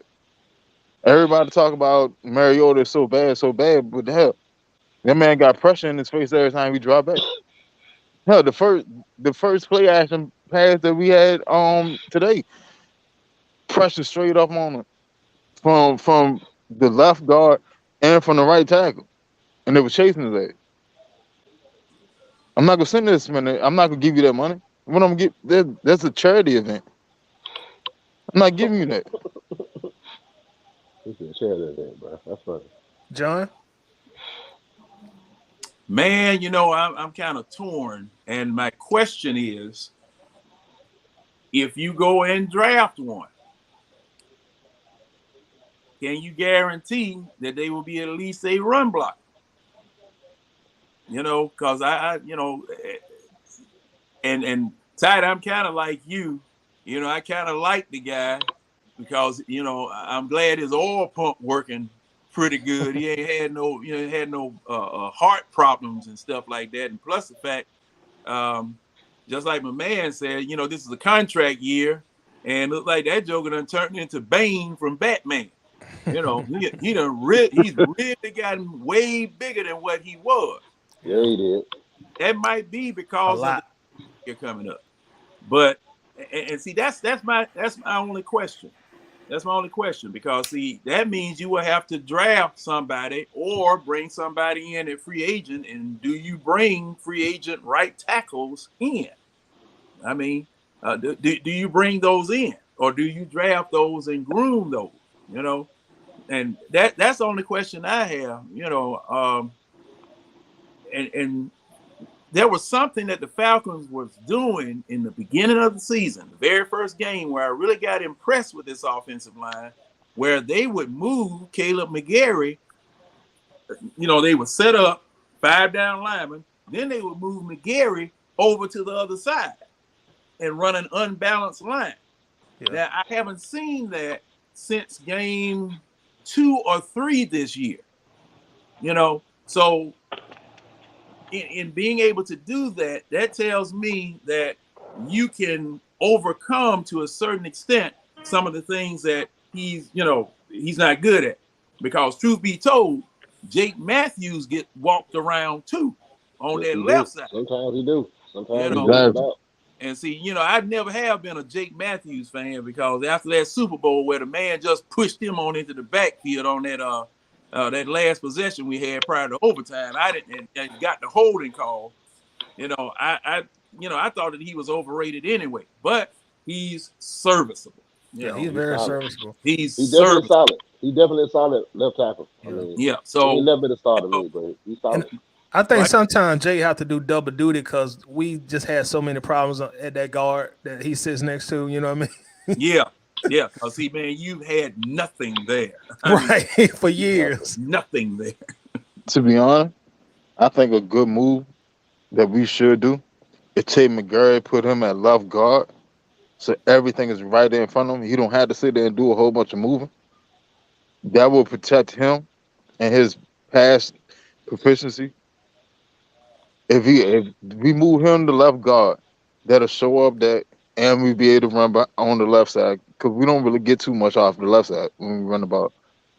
He's gonna open that up. Him and Jake together will open that up. We draft a right tackle or bring a right tackle in through free agency.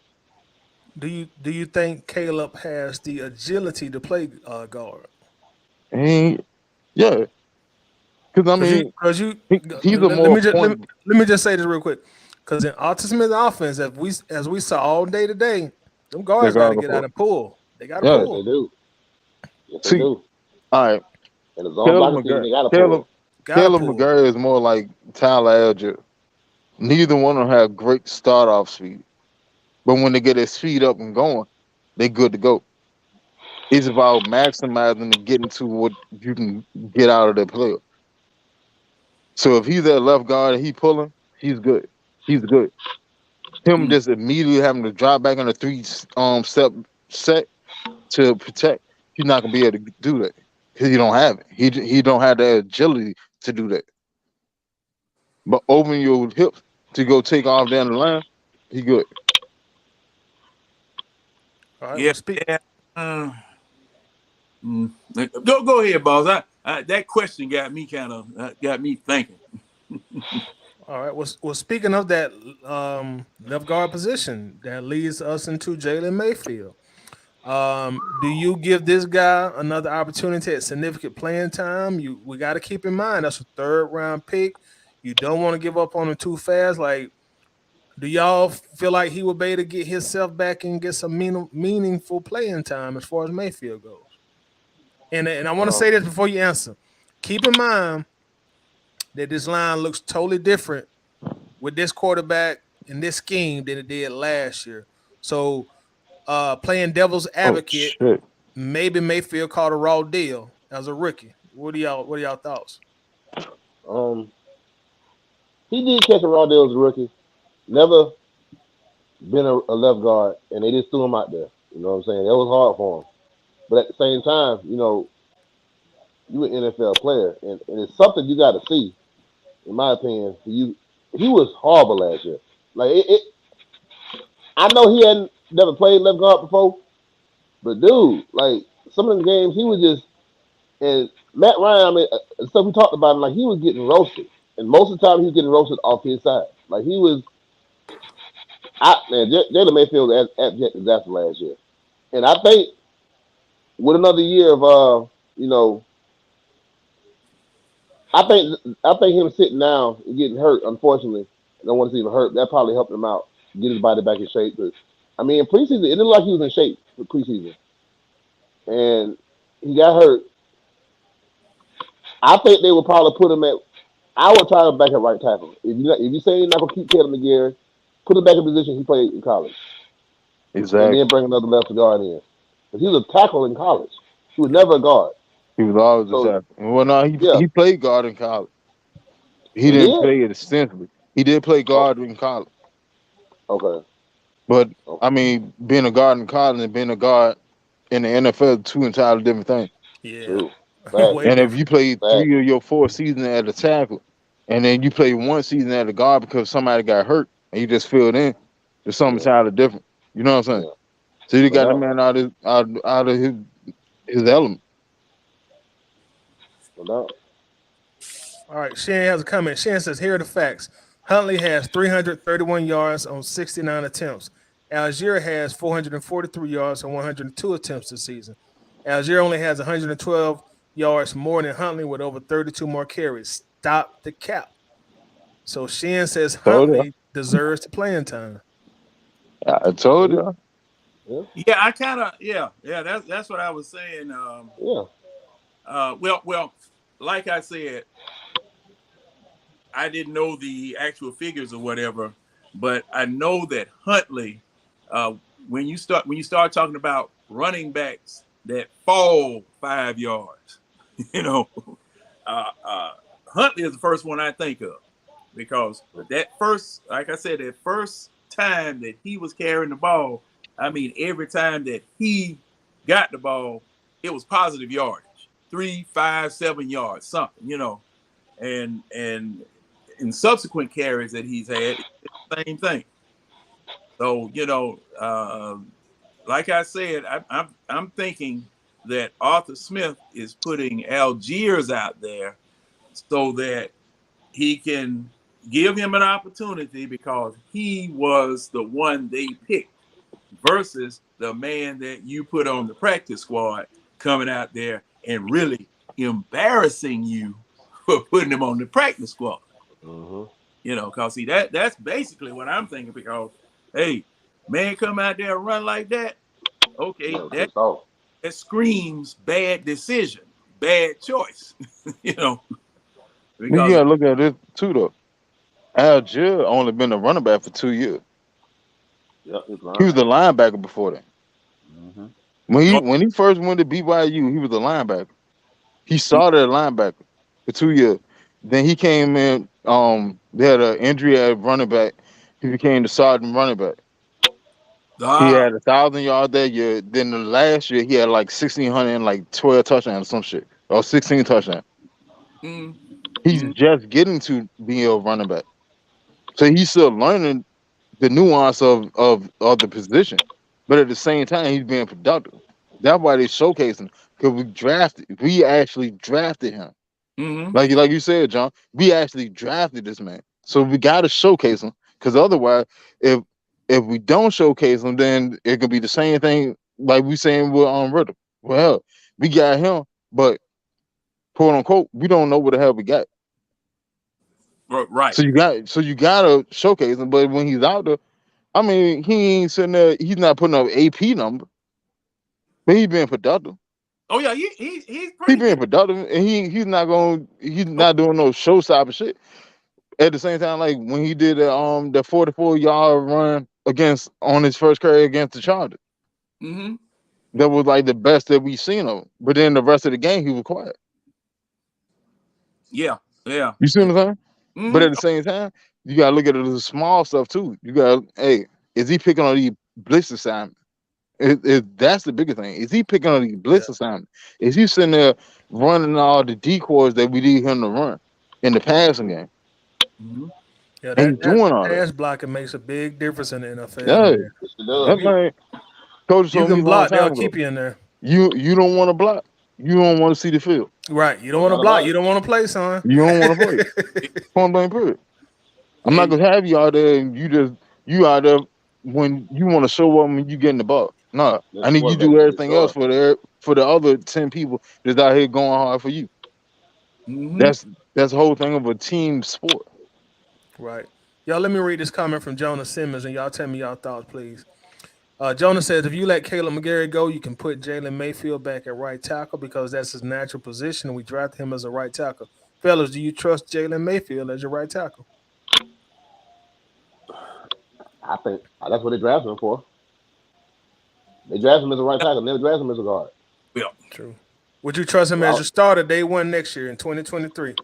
oh, Cause see, I just got, like you all were saying, Over McGurk.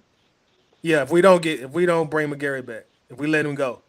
I don't think we're gonna let him go. I think we're gonna end up giving him like a 2-year deal, a show me deal, just who? like Mariota. But hold on, Winston, you got to consider this though. He's gonna be an unrestricted free agent. We may offer him a 2 year deal, and somebody else may offer him a 4 year deal. no doubt. And if somebody offer him a 4-year deal, they're a damn fool. You Maybe wasting so. money. And But I holler at you.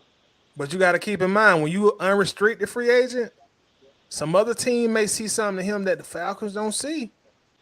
And he's gonna be in his quote unquote prime of his career. So pretty much what I'm trying to say, there's no guarantee he's gonna take a prove it A deal pay from the cut. Yeah, Falcons. I understand that. I understand that. And like at the same time, I would not, me personally, if I was the GM of the Atlanta Falcons, I would not extend him no more than 2 years. Period. I don't care if somebody else want to give him big money. You can have that headache. You can have it. Go and pay that money and sit there and look like a fool because you just spent 4 years and $54 million on him. You can have that. Now Yeah, he's you gonna talking cost I you. about Mayfield? You talking about Mayfield? No, Oh, McGarry. check no, it out. McGurk. See Because that's McGurk at the end of his 4 years. okay. Now, He's the now, first round. We could extend him. We can just give him the 5th year option, but we declined that already. Yeah, you already declined that. You can't go back on it. Yeah, you can't go back on it. okay. Now, can you sign him as a Creative. franchise player? Why would You I franchise? yeah, you That's wouldn't like want to. 16, $17 million. Yeah, you wouldn't want to franchise tag him. That'll be No, too expensive. I'm not. I'm not giving him past $13 million. Yeah, you probably gonna be 16, $17 million at that point. Yeah, Yeah, I'm not. I'm I not gonna agree. franchise him. He's not that good of a player to franchise. That's the Okay. whole problem because he came into the draft late. He didn't show substantial growth in his first 3 years. Now he's finally playing well, but at the same time, you deficient at pass protection. I'm not giving you that money. Why? Because you haven't showed me nothing. Now, if I think your trajectory is still going, here's the 2 year deal. We got a team out on the second year. Show My me what only you thing, got. Winston, is I don't think him and his agent gonna go for a 2 year deal at this point in his And they career. ain't got him because him and the agent can go. Ain't no Yeah. lot of that. And hmm. Now, well, now that you asked that question, I need expert opinion on this because see now I don't know the nuances, but at that right tackle spot, is it different pass blocking in a zone blocking scheme versus a traditional mono scheme? That's a good Yeah, question. Anthony, That's a good question. Um, it is. I think it is. I And think as far as like the gap with the zone blocking, you basically blocking your. Is it? I'm not no football expert.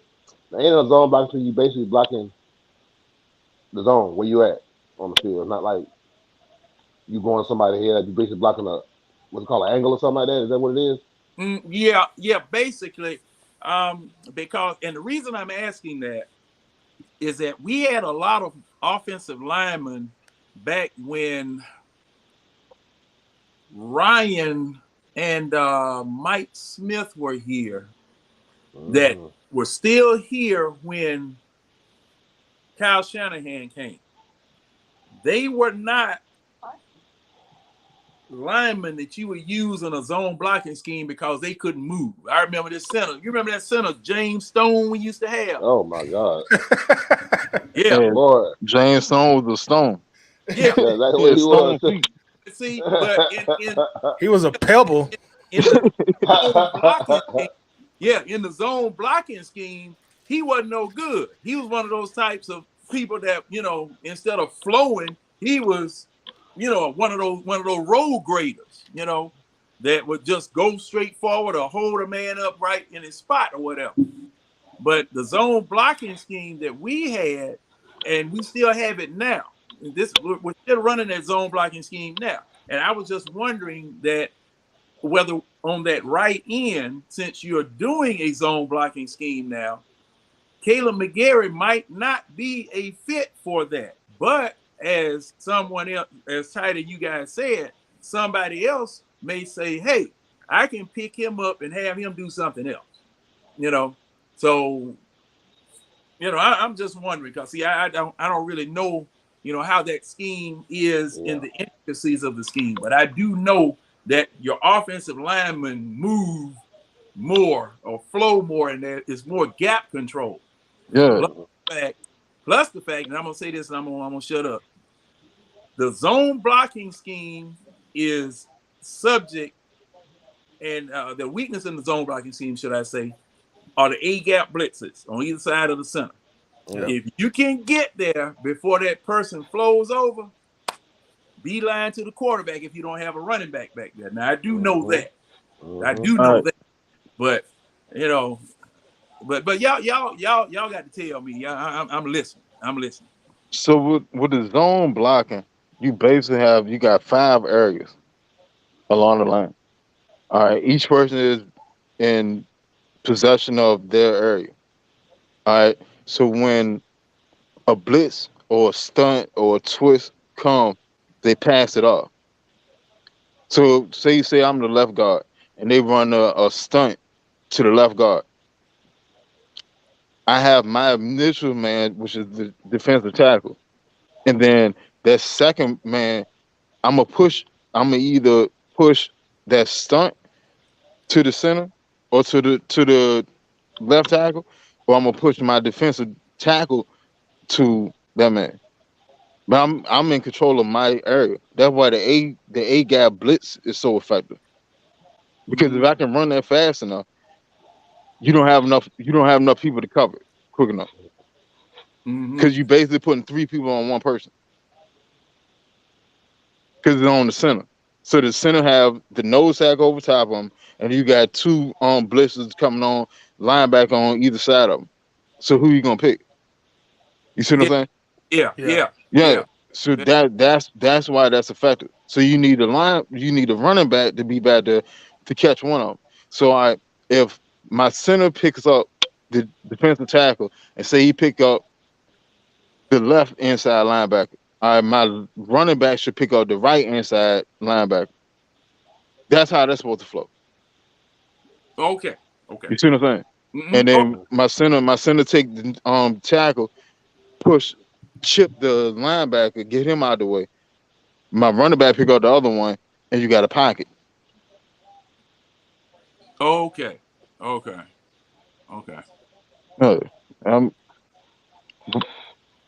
That's why I said like McGarry would be better as a guard because all he want to do is face whatever's directly in front of him.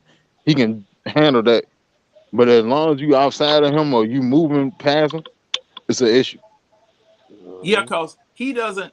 And what I've noticed about McGarry, when it comes to lateral movement, because you got to give a little bit, but slide whichever way that you need to slide in order to stop that man from coming in unscathed. He's real slow. He's Very slow. And that's why a lot of people beat him around the edge, or sometimes swim and come to the inside of him. But yeah. Okay. Hey man, thank you for that, man. You're an educated old man. I hope I remember it. If we played against Vic Beasley, he would go off for about like 3 sacks, 3-4 sacks against McGarry. All he gonna do is speed rush him out to the outside, and he can't get back there. Yeah. Okay. What's y'all's opinion on the Desmond Ritter? Anybody anxious to see him play, or just hey, keep running the bench, kid? Like, what are y'all thoughts? Well, I've been back and forth with that this year, man. Like, while we gotta find our franchise quarterback eventually, because as much as you can build everything around him, you gotta have that guy. You gotta have that quarterback if you want to do something as far as Super Bowl, whatever. You know what I'm saying? You have a good team around him and all the pieces. You don't got him, you lack him. But as long as they in playoff contention, you get to get it. It's not happening. They're not bringing them in. And with some of the pass protection issues, I'm not bringing him in so he can get beat up and hit. You know what I'm saying? I want to see him earlier, but the more I look at it, I mean, right now, what we trying to do as a team, Mariota's the guy. If he can get you in and out those run plays, you know what I'm saying, that you need to get out of, make a good play. He can get you out of a bad play and get you in a better play. I don't know if at the line of scrimmage really can do that.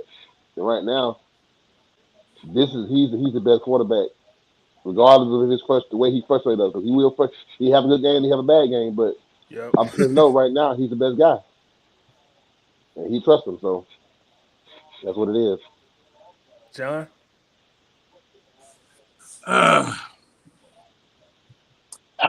I'm an advocate of doing this kind of like, and I think I've said this many times, and I got to repeat it because I'm kind of sticking with it. I'm an advocate of doing this thing like Michael Vick was done behind Chris Chandler. Construct some packages for him. Let him run those packages and alternate those 2 quarterbacks in and out as you see fit, or at least get his feet wet. Because just like I said, all right, Ritter with his $18 million contract here, Mariota with his $18 million contract here, Ritter with his rookie contract here, being drafted in the 3rd round, there are no egos to bruise. There should not be any egos to bruise by either one of these quarterbacks because both of y'all down by law. Okay? Both of y'all. So I got to do what the coach tells me to do, especially Mariota not having played last year, Ritter coming in as a rookie. Okay? And I mean, this notion of someone that's not a first string, first round franchise quarterback being offended or slighted or disrespected when both of you all are just about in the same position, that doesn't exist for me. You can put one in and whatever, whenever. Now, also this notion that you're going to put him in to get killed. Well, say for instance, Mariota goes down or has an issue out there on the field. That's Now, true. Felipe Franks is hurt. All right. Now, and you wouldn't put him in there anyway. He's lying. Next man John, he up. got to be off the team next year, man. Yeah, Man, he I ain't never wasted- seen a guy he hold a wasted roster spot space as much as and Felipe money. Franks, dude. Right. He just doing wasting a nothing. roster spot. For doing nothing. Get a roster spot on the 53 every day. Every day he active Getting on a free game check. day. He getting a free check. He Yeah. pulling the Kanye. Hey How he man. active on game day every Sunday? Active. Not Well, inactive, he active. It don't hey, contribute nothing. Nothing. Nothing. you know how coaches are. You know how coaches are. You know how GMs are. You find a favorite, just like you were when you were in school. You had the teacher's pet or the teacher's favorite. They were gonna pass the test, no matter whether they got 3 F's on the doggone test. It didn't answer a question right. Okay, but like I was saying about Ritter, you know, that's the only way that man gonna get in. Because I saw an article earlier today, and I think this article was more rumor than fact, saying that as long as we have a chance to go to the playoffs, Ritter won't come in.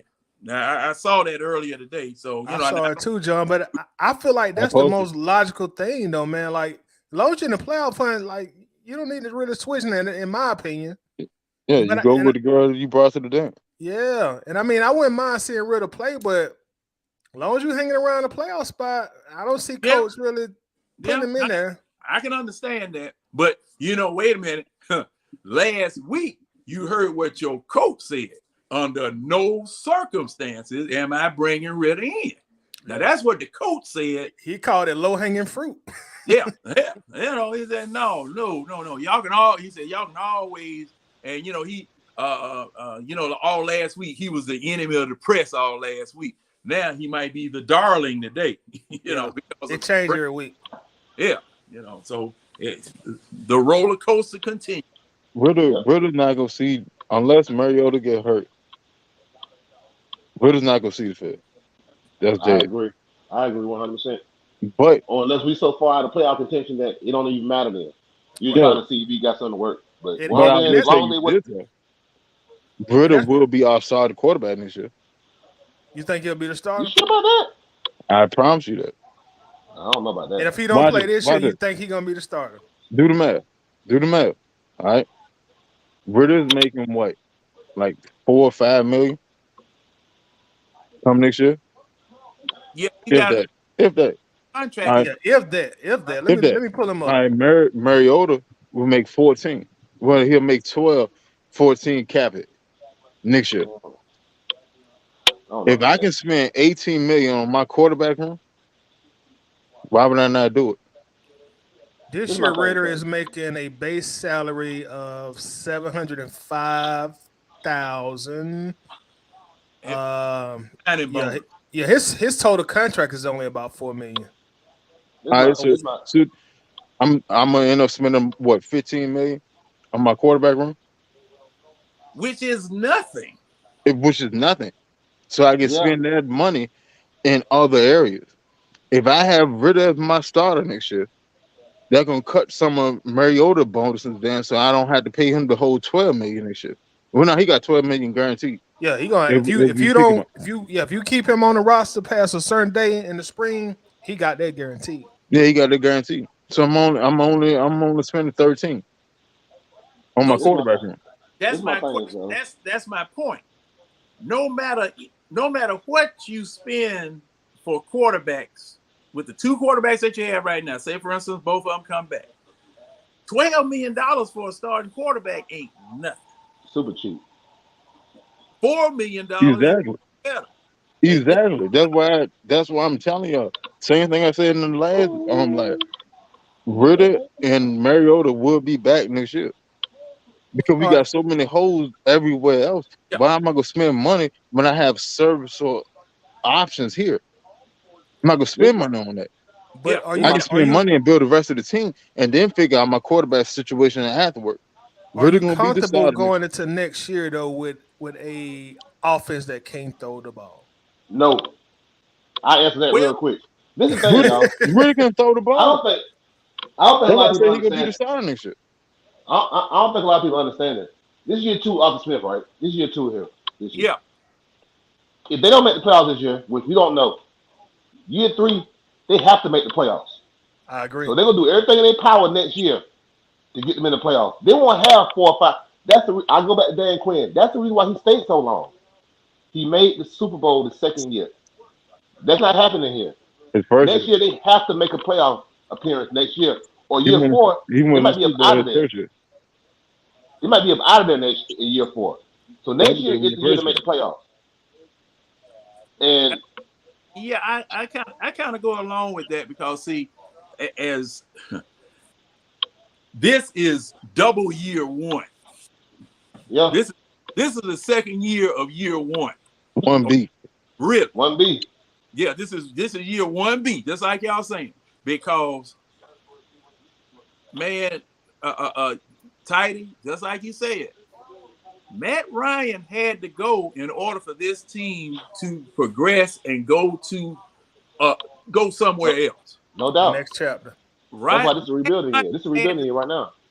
and I think because see, I'm still trying to figure out what the heck they're gonna happen in the off season where they even went after what we call it, Deshaun Deshaun Watson. Watson. Sean. Because see, I mean, it was just like boom, right out. When Deshaun Watson became available, the rumors started. We going after him, we trying to get him or whatever. I said, well, dog, I knew right at that time that was it for Matt Ryan.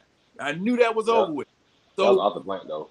right, right. So you Off the blank, starting man. okay. We are 1B now because we have a quarterback now that's doing the same thing that you're seeing in Tennessee right now. Because see, I don't think, and this is my opinion, I don't think that we are ever going to have a franchise high paid quarterback except for what the market says that it should be on our team. We will not be in a situation where we'll be competing trying to get a free agent quarterback for that much money anymore. Well, John, let me ask you this question. If you tired of you on, man. Go ahead. Hey, all right, so if we had got Deshaun Watson and he had to be suspended, he can't play till week 13. We drafted Riddle. Riddle would have had to play all the season. So Mm-hmm. what if Riddle showed up? Then He would what have do Wait, been a wait, you high paid. wait. He would Hold have been a on. good back. Wait. Let's go back a little bit. Now, Deshaun Watson happened before the draft, right? Yes. Deshaun Watson happened After. That after was the draft? after the draft. Wasn't it Wait after? a I minute. want to say it was after the draft. Nah, because they traded Matt Ryan. They traded No, Matt we Ryan Before traded. the before the draft, draft. and they got the third pick. They traded Matt Right. Ryan before the draft, and they got the Right. third round pick, Right. and So they picked your Deshaun. boy. So, Right. oh, So so let, Deshaun happened before the okay. draft. All right, Yes. Okay. My reason is saying that if Deshaun comes to Atlanta, we didn't have another quarterback on the roster. you you don't draft Reddy at 3. You go You get don't have your another quarterback on the roster. no. Let me finish. If Deshaun comes to Atlanta, you don't draft Reddy at 3. You go find you go find your throwaway in free agency that you could pay 3 or 4 million to, and you let him play until Deshaun comes out. So what I'm trying to say, if we got Watson, Ritter isn't on this team. You still had Franks too. Yeah, Oh but Lord. he ain't Frank's the tight end nowadays. he ain't finna But play but no now, quarterback. now, He now, you still had Franks on the roster when all of this stuff took place. Remember, you still Yeah, I had him on remember the that. roster. the whole reason why I broached that question was because Kurt Benkert got cut by San Francisco Mm-hmm. earlier this week. Yeah, I Mm-hmm. saw And that. we had him last season and stuff. Before he had messed up his foot or his knee, something he ended up hurting something. We cut Yeah, him, yeah. went to Green Bay, and he went to San Francisco. But what I'm saying is Even I as is, we still draft Riddle. What do you do? Riddle show his he's capable in his offense. What do you do? Do you start Deshaun Watson when he come back? 100%. Because you But paying I'm you paying I'm Deshaun Watson telling the you though, money he just like got from Cleveland. The money he Uh, just got from Cleveland. I don't yeah, know. We'd have paid him that much. He gonna start regardless. yeah, he Like would because I'm yeah, start paying. it, and that's yeah, why I say if we got Deshaun, they don't draft Ritter. They gonna put that third round pick somewhere else because they got their quarterback at that point. They wouldn't yeah. even invested that third round pick into a quarterback. Y'all And think Mariota should be here? I would have No, tried. no, he I wouldn't be here neither. They would have went and got whoever like send in free agency who could just play 10 or 11 games. That's what they would have got. You know, You think we would have went and got a Cooper Rush? something like that. We just had to hold our hands under our ass and just be patient. You know, Man, if we'd have went to Towers High School and got a quarterback, you But know, then we would have started the season away though. wouldn't have had no money. We wouldn't have had it. We wouldn't have had any money. right? You think the salary cap bad now? Man, shoot. Because see, the thing was, the only reason that Cleveland allowed him to talk to us was because, excuse me, the Texans allowed us to talk to him was because we had the room or we could put a deal together to get it. Because he was a whole bunch of teams that wanted him, but couldn't put anything together to get it. You know, and Right see, package. that's how we got in the dope. But we would have had to mortgage the farm No for doubt. just him. Right. All right. Let me give y'all a monkey wrench question. All right. Let's say we hang around playoff contention all year long, which I think we're gonna do for the very most part. So let's say we don't see Ritter really at all this year. You might see him 2 or 3 plays just to hand the ball off. He don't throw but one pass the whole year, right? No. Let's say he virtually don't play. Mariota stay healthy. Now, do you go into the draft next year? Remember, we got 9 draft picks. So if you need to move up, you can. Do you go into the draft and get you a quarterback, or do you go into 2023 with Mariota and Ritter as your quarterbacks? I don't think we drafting a quarterback at all this year. To be honest, I don't because we got so many holes and everywhere else we got 9 draft picks. We gonna fill those holes. You go get a quarterback in the next draft. As bad as 2024. I want us to go move up and go get a CJ Stroud or Will Levis or whatever, I don't see us doing it. I see we gonna take every one of those draft picks and it's gonna be at a different position, Yeah. and you got to fill the hole because at this point you're really trying to build a team. You need competition at every position, and the only way to get competition at every position is to actually draft every position and not draft for a specific need. I don't see us. Mariota, Desmond Ritter, that's gonna be our quarterback. We got 9 picks. You got 9 picks, $90 million in free agency. What you gonna do? You gonna fill your team. You fill your team because you know that you can win to an extent with Mariota. Ritter may be able to do a little bit better, but you need to because like our team as a whole, we are inept at a talent perspective. We don't have talent. We really don't. We have we got running backs. All right, we got running back. We got one beast wide receiver. We got one beast tight end. We got one beast lineman. We got a beast defensive tackle and a corner. And 2 upstarts at safety. Everywhere else is weak. I'm not gonna sit there and go trade up to go get a quarterback this year when I can sit there and fill the rest of the team and go get a quarterback next year. Gotcha. The John, class what y'all next year is think? gonna be better anyway. Well, I would stay with the quarterbacks that I have. You know, and like I said, I'm more for alternating them or whatever and getting rid of some touches.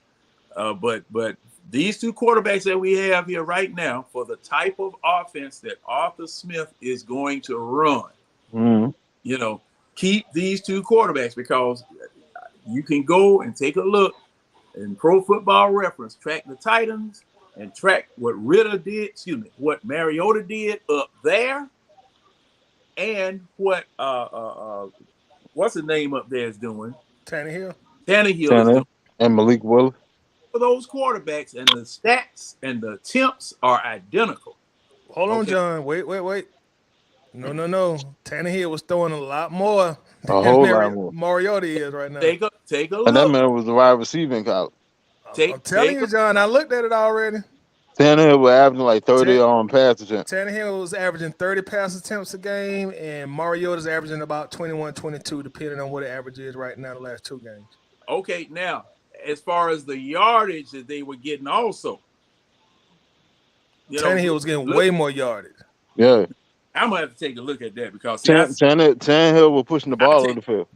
I'm going to put it now. That was the whole reason why he was starting. He's athletic. He's 6'4", 235. He was a wide receiver. He switched to quarterback his last year in college. Came to the league. He didn't do much at Miami because they had a terrible coordinator situation. Got there Tennessee with Derrick Henry. You got a run game that opened up the whole play action, and he was hitting. The same thing that we asked Mariota to do, but we got the same type of run game. He can't do it. The only difference was Tannehill was hitting. So Arthur Smith was their offensive coordinator in 19 and 20, right? Yep.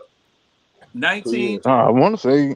Yeah. Well, he was there before then. He was there before then. He made with the organization. I think he was doing the offensive coordinator for like 2-3 years. That's the spot where he grew up in.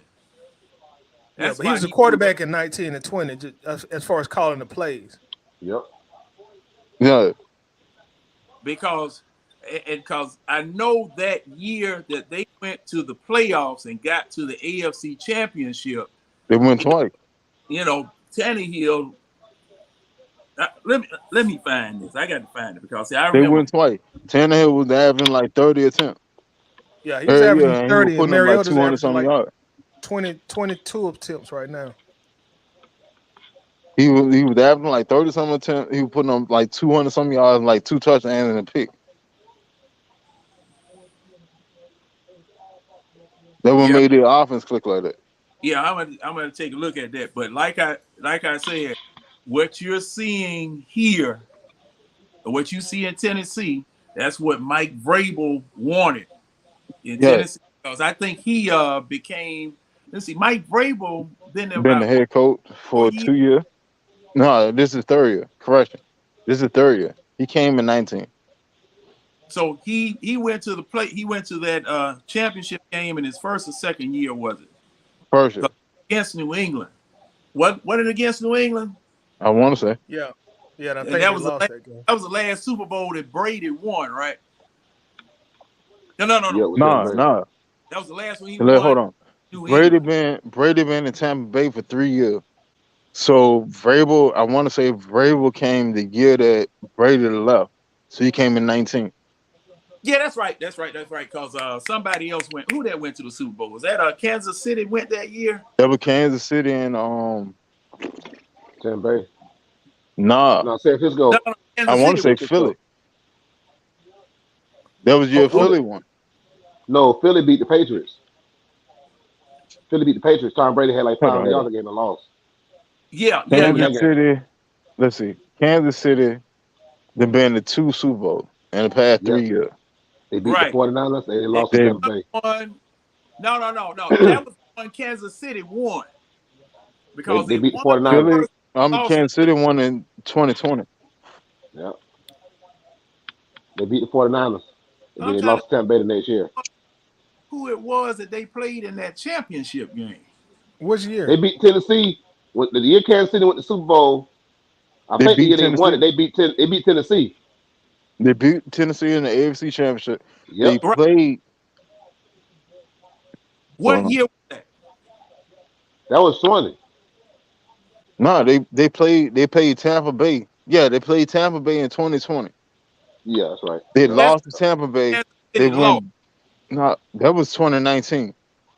They lost. They lost to Tampa Bay. Then they won the next year, and then No, they We hadn't missing won somebody. since. They hadn't won since then because they We won missing their first somebody. hold Super on, Bowl what? Philly won. Philly won with this Philly special. That was in against like 2019. 17. That was That's the year they 17. beat us. Yeah, they beat us yeah, that that's year. Remember? All right, 17. all right. That's 17. So they But won in Matt Ryan threw 17. 4 times in the end zone So to Julio. then Kansas City, hold on. No, Philly I won. want to say Kansas City won in 19 because Tampa won in 20. Tampa won in 20. They were the first home team to win their Yep. Super Bowl. Yep. Yeah, That's it. That's it, bro. it So was okay, Philly, New England, Kansas City, Tampa, Rams. Man. okay. Yep. So That's it. that AFC Championship game was against Kansas City, and Kansas City lost to Tampa, Tennessee. right? Oh, you talking about in the Super Bowl? No. That okay. The 2020 season is when when Kansas City played Tennessee, correct? In the AFC Championship game, And they right? beat Tennessee. Right. Mhm. Yep. Yeah, that's what I was trying to find out Yeah. because Tannehill, how many passes did? Because Tannehill didn't really do anything in that AFC Championship game. Nope. He was terrible. They ran the ball. It was cold. It was cold weather. Mm-hmm. It was a cold weather game. It was like 30-something degrees that game. Mm-hmm. Down, they went to Kansas City, or did they play it in Now they Tennessee? played in Tampa. I mean, not Tampa. They played in Tennessee. Okay. Man, I'm waiting for my. And Tennessee had like 12-4 record. I want to say. I Right. want to yeah, say they was 12-4 that year. they was favored to win that year. And I'm Yeah. sorry, y'all. We done came up on our time. It's past 6, and I think Steve gonna be on also. He normally come on after 6. I don't want to take over his time, All right. so I'm All about to right. go ahead and close it down. Y'all boy be good, man. Yeah. Any last words from anybody before we get out of here? Big Well, Good, win man. for the Falcons today. Enjoyed it. Move on to the Commanders next week. Yep. We need to win that one too. Yep. Indeed. hopefully we don't have no rain up there. Good grief, we can't, man. I got liquor left, so I'll use it next week. You guys, y'all take it easy. Let's go get them. Let's All right. get them. Rise up. Yeah, Let's go, appreciate Falcons. everybody for joining me, John, Winston, and also Ed. Y'all be good. Be blessed. Y'all too. All Have a right, good week, peace, folks. everybody. All Later. right. All right.